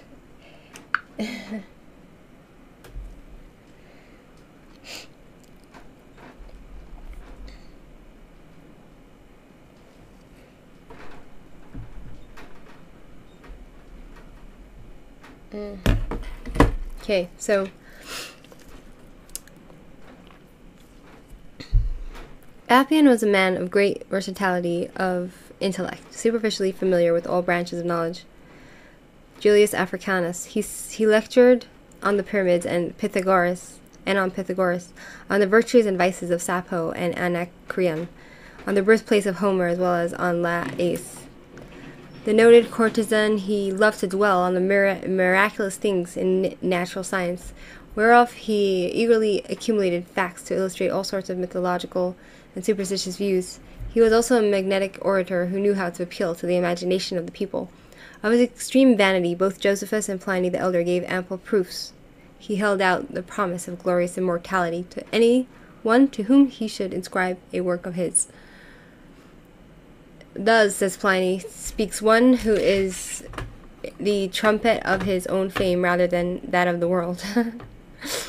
As Tiberius called him, Pliny Preface 25. Again, after enumerating the remarkable men the Greeks produced, he proclaims, Alexandria happy in possessing a citizen like himself. More serious is that trait of his character for which he was called a Cretan, as synonymous with impostor. He pretended, sounds more like Muhammad the Prophet, you know, he sounds more similar to him. No, he's not a person of real substance, you know. He pretended, he pretends to be something he's not. He pretended to have raised up Homer's shade from the dead by the help of some magic plant and had to receive from it information about the poet's place of birth and parentage, which he was not permitted to disclose, right? So, making claims which he couldn't prove because he wasn't, it's a secret, right? To have received from Ctesian, an inhabitant of Ithaca, during his stay there, an exact description of Penelope's suitors' game of draughts. To have heard from, so he's making all these claims, you know. He claimed to have heard from the Egyptian sages the true account of Moses and the Exodus, an account which he simply copied from Manetho.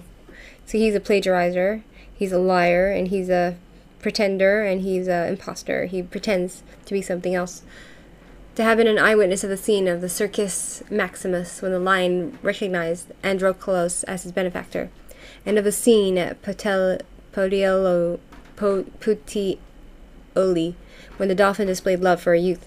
So basically, this guy, he lied about everything. Everything he lied about and claimed to make it his own, he basically stole from other people's writings. And he was an imposter, and he was, not only was a liar, but he was also, he would act as if he's something not. He'd make up claims that he's something. He's just basically a liar, right? It is almost inconceivable how von Gutschmidt can defend Appian against the charges of charlatanism. He was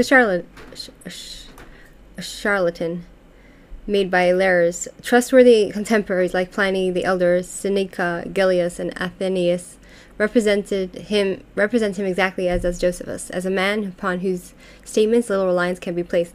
Right, like all Jew haters, they're usually empty, and the reason why they make so much noise is because empty barrels make the most noise, right? In the Clementine homilies, he is introduced both as a believer in magic, if not a fraudulent practitioner of the art, and a defender of Greek mythology. He's a fraud, you know? He doesn't know anything. He's a thief and a fraud, right?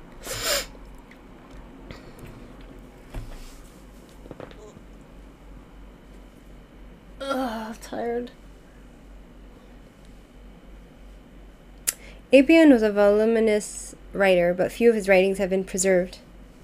Except what is found in the quotations of Josephus, his adversary. He wrote a treatise on the Latin language, and was one of the first to compose glossary on Homer, probably, as von Gutschmidt says, embodied in the Lexicon Homericon of his disciple Apollonius, and hence in the Etymologicon he wrote a eulogy on Alexander the Great, as Gutschmidt supposes, in recognition of the honor of citizenship conferred upon him by the Alexandrians. Another book of his bore a title on Homer as a magician, wherein he treated of the superstitious side of Homeric life, such as the magic plants Circe and Hades, in a manner in keeping with the taste of his age. Appian was the author of comments on Homer and Aristophanes, and also wrote a discourse in Apicius, the gourmet, but his chief work was on Egyptian history, written in close imitation of Manetho's work of the same title, Egyptiaca. So he basically stole everybody's work.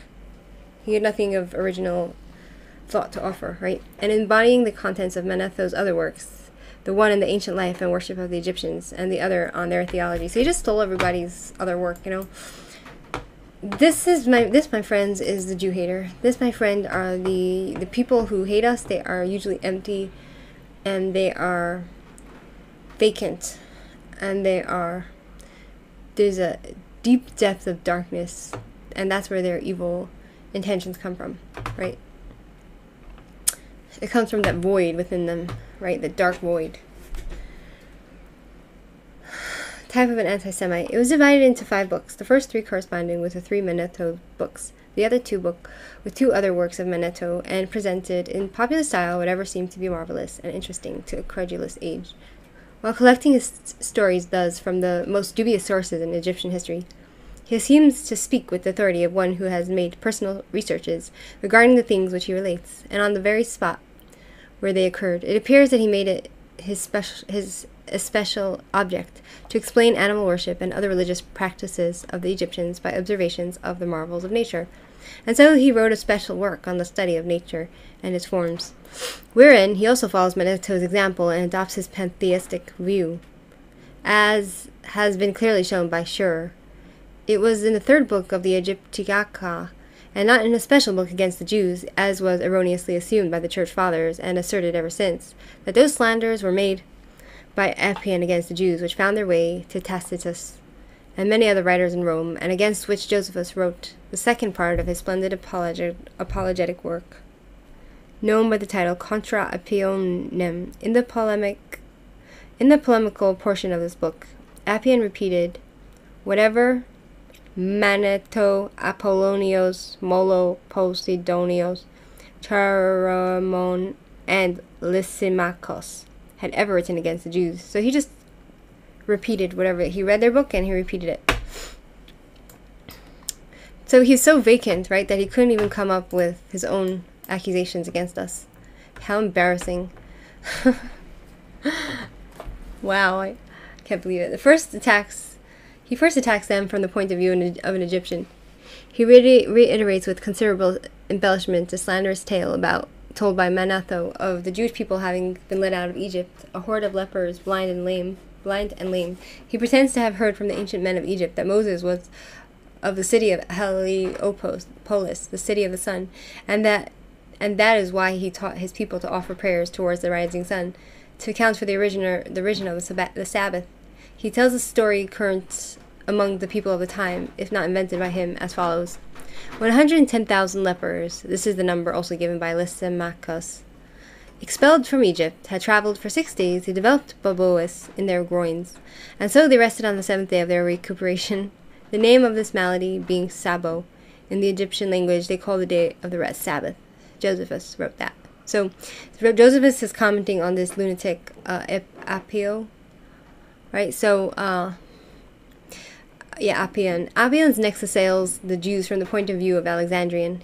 He asks how these Jews coming from Syria could claim the name of and title of Alexandrian citizens, and he upbraids them for not worshipping the same gods as the Egyptians, and specifically for not erecting images to the emperors, as all the rest were content to do. So here we see that the pagans at the time, like the Egyptians and the Greeks at the time, also hated the Jews really, really badly.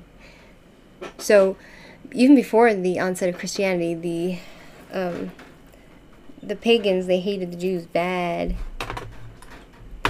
right? So we were never free from this hatred from people that just can't stand our religion, can't stand us for who we are. You know, it's very interesting. The pagans, yeah, checking that the system works, right? So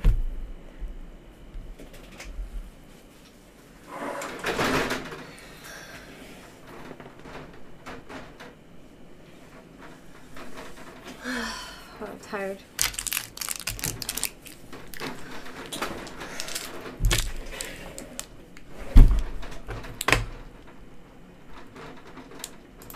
Okay, tales about Jewish worship. Finally, this Appian, right, he starts saying stories about how bad we are, right? So a lot of it he stole from the other Greeks, right? So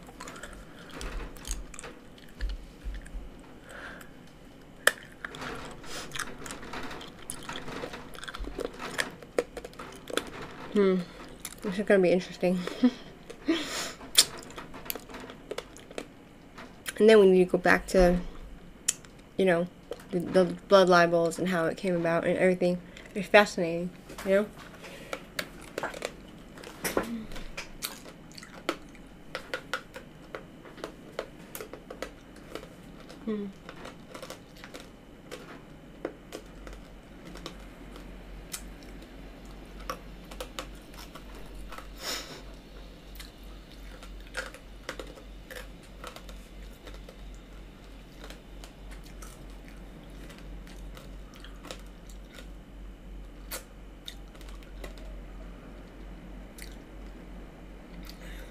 Okay, so,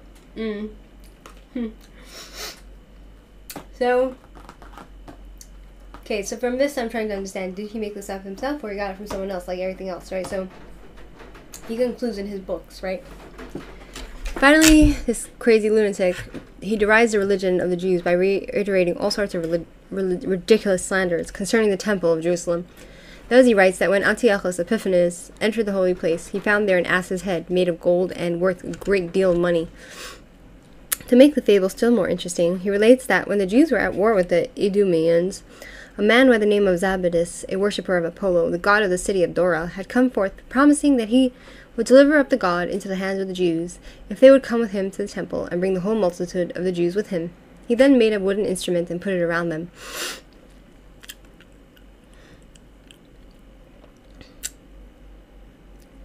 placing 3 rows of lamps therein, so that he appeared to the men in the distance like a walking star on earth. And while the people, affrighted by the sight, remained quiet and afar off, he went into the temple, removed the golden head of an ass, and went in great haste back to the city of Dora.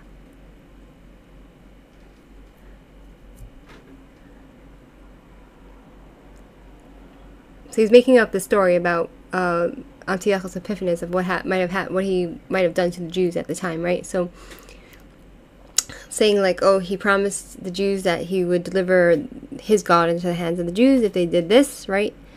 And went into great haste back to the city of Dora.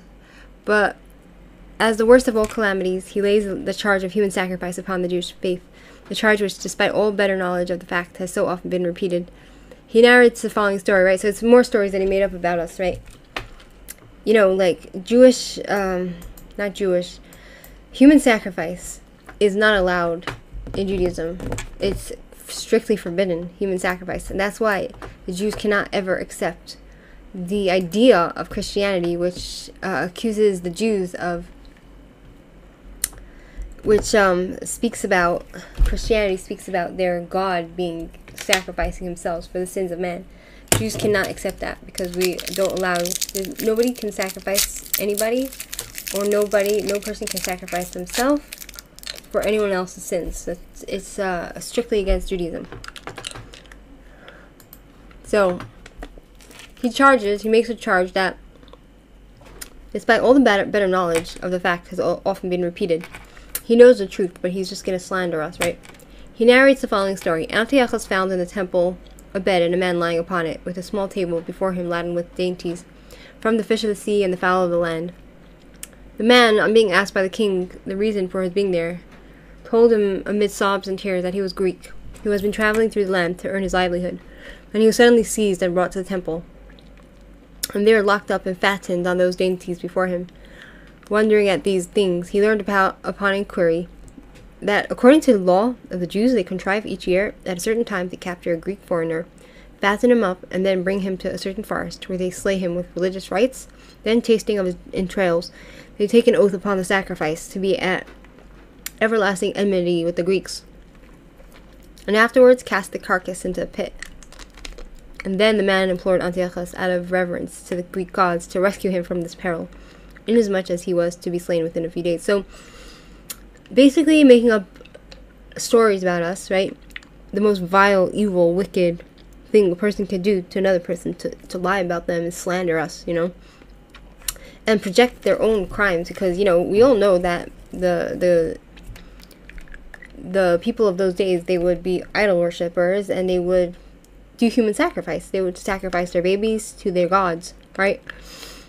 And so they're projecting their own crimes on us. It's all projection.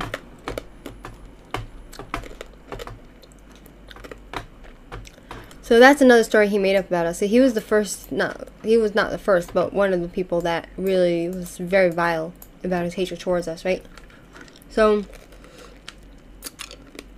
now he says that Jews hate all non-Jews.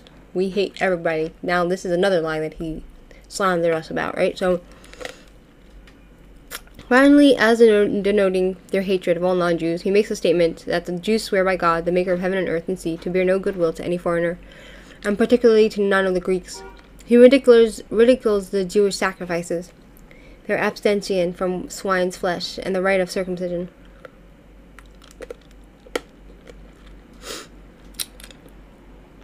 as special proof that the Jews had neither good laws nor the right worship of God. So that the fact that we don't eat from pig, and we do circumcision, as proof that Jews have neither good laws or the right worship of God. ABN singles out the fact that they are never rulers of other nations.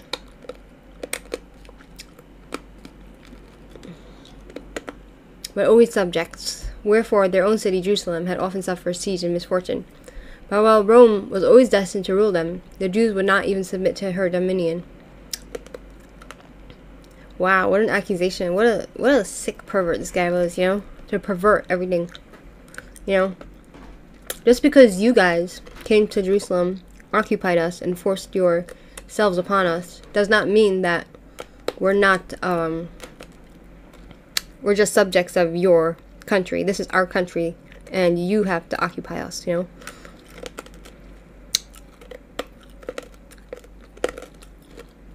Notwithstanding her great magnanimity, nor, says Apian, have there ever produced among them any pronounced genius, nor inventor of any kind, nor anyone at all eminent for wisdom, right? So, accusing us of everything under the sun, including accusing us of not producing anything of any value, which is not true, right?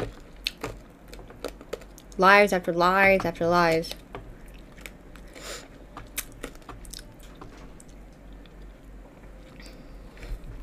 The few excerpts preserved by Josephus exhibit systematic defamation of the Jew, and are all the more remarkable as they have been repeated almost in the same form, mutatis mutandis, throughout the anti-Semitic writings of the centuries, from Tacitus, who re-echoed these charges in his history, down to these days. They comprise first aspersions cast upon the Jewish race.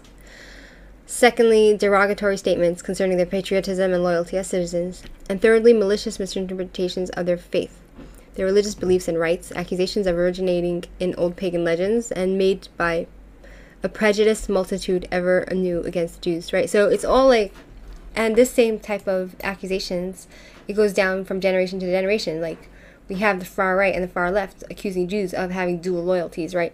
In America, we have, I don't know what aspersions are to the Jewish race, right? What's aspersions? Aspersions, meaning casting aspersions on you, reputation. Basically, casting, trying to take away someone's reputation, right? I don't know what aspersions are to the Jewish race, right? What's aspersions? Aspersions, meaning casting aspersions on you. Okay, it's still working. Basically, casting, trying to take away. Okay, so it's still working. Very nice. Okay. So derogatory statements, we're not patriots, we're not loyal, right? Then misrepresenting our faith, saying that it's allowed, blood is allowed, right? Ridiculing our beliefs and rights, such as circumcision. Then he goes and gets circumcision himself to try to save his ass, right? You see how hypocritical these people are?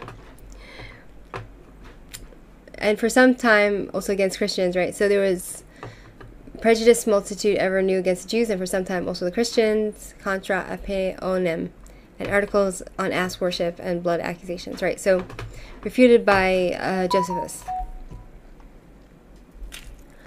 Appian, however, found a powerful antagonist in Josephus, who with great skill and fine sarcasm refuted every one of his statements. His work has become for both Jewish and Christian writers the model of systematic defense of the faith. Josephus writes, I had my doubts whether I should refute this demagogue. But as there are so many people who are more easily caught by superficial talk than by accurate knowledge and delight in denunciation more than in commendations, I thought it to be necessary not to let that man off without examination into his accusations. For after all, people might wish to see a traducer like this once for all exposed to public contempt. Clement and Appian, right? So then it goes into disputing. He goes and disputes everything that he said, which is going to be really nice, right? It's going to be really nice. So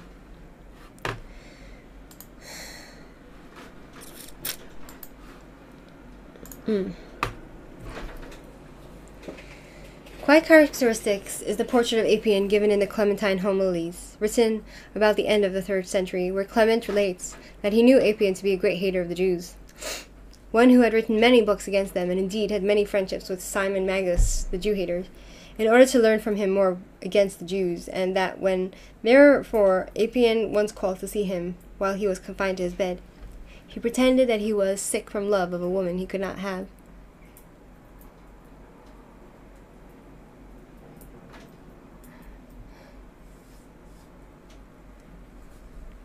Thereupon Apion, as one proficient with the art of healing, promised to put him in possession of his desired object within 6 days by the help of magic, and wrote a love letter or philter in which he dwelt on all the loves of Zeus and other gods, and showed that to the initiated, as well as the gods, all illicit loves are permitted.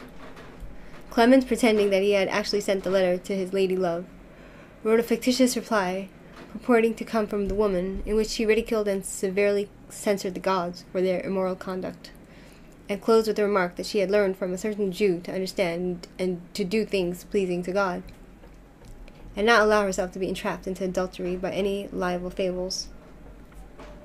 She prayed that Clement, too, might be helped by God in the effort to be chaste. Apion was enraged upon hearing the letter read, and said, okay, so, wait, I'm trying to understand.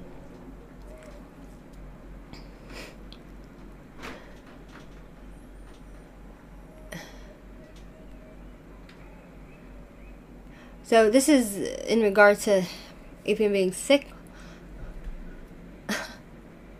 Apion was enraged upon hearing the letter and read, "Have I no reason to hate the Jews? Behold, some Jews have converted her and persuaded her to chastity, and she is no longer accessible to my persuasions. For these fellows, setting God before them as the universal inspector of men's actions, are extremely persistent in chastity, holding that the opposite can not be concealed from him." Clement then told him that he was not in love with any woman at all, but that after a thorough examination of all doctrines, he had adopted the doctrine of the unity of God, taught him by a certain Jewish linen merchant, whom he had been fortunate enough to meet in Rome. Apion then, with his unreasonable hatred of the Jews, neither knowing nor wishing to know what their faith was, and being senselessly angry, forthwith quitted Rome in silence. I don't understand this whole last part. So there's a story between Clement and Apion, how Clement basically made a fool of Apion, right? And how he exposed to Apion how ridiculous he was about how he makes up stories of Jews, just as Clement made up a story about a fictitious woman.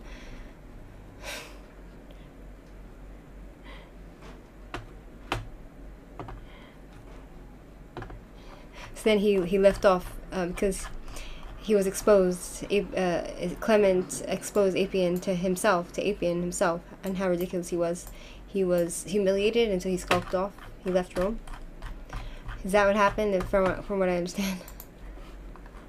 Wild, right? So that's interesting about the guy.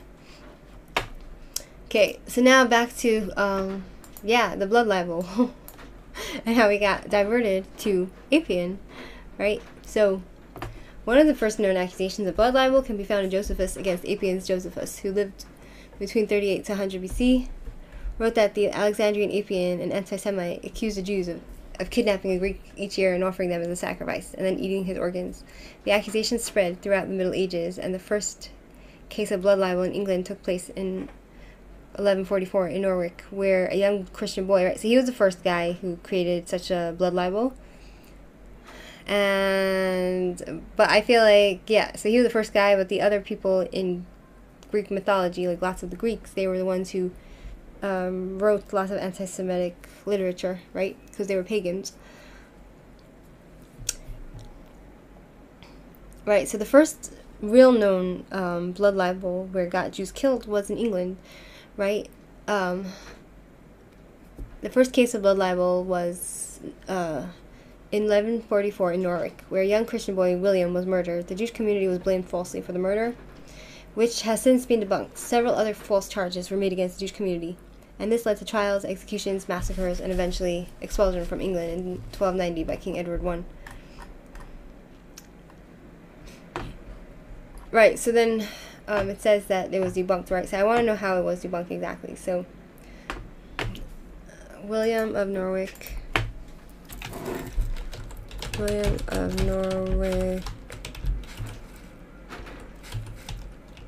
blood libel,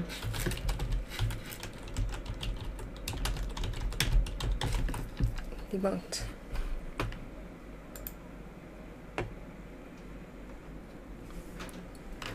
Right?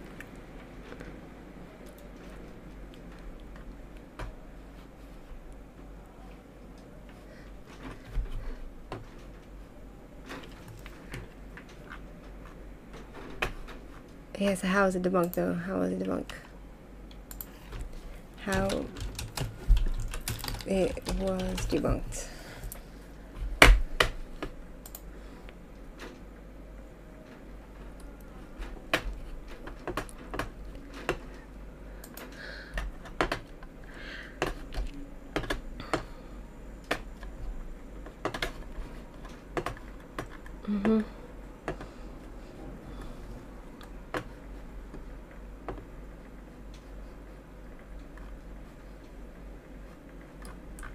Yeah, so it's not telling you, but it's obviously, you know, it's lies. That's all it is. Lies and more lies and more lies. Sadly, you know, this is what we have to deal with. You know? And this blood libel of William of Norwich has found its way into the literature of the Christians. And this is why, my friends, you know, like, Christianity is not a nice religion. It's never been, and it's never been a friendly religion towards Jews, ever. And so, you know, like, any Christian that says, oh, it's not the Christian way to hate Jews, it's not true, because every time a Christian tries to say how great Jesus was, they always use an example of Jews bashing Jesus in their New Testament. So the New Testament, in essence, it paints Jews as vile, evil, demonic entities who are just demonic and bad people. And so that's the source of all anti-Semitism, you know, from 2,000 years, right? Besides for the Islamic anti-Semitism, right?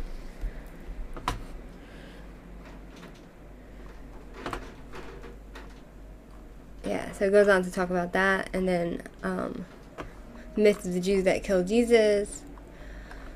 I want to talk about all this stuff, but the problem is that I run out of energy, so I'm tired. Do you know what I'm saying? So this is something that we'll talk about maybe in my next video. And that's that, right? Lots of accusations, and we'll talk about all the accusations, which is, it's important. We have to talk about it. So, anyway. That's a lot to talk about. Fine. I will come back a little bit later and continue on. Right, this will be part 1. Alright. Anyway, have a great day, and I'm sure I'll be seeing you later, either on this channel or my other channels. And have a great day.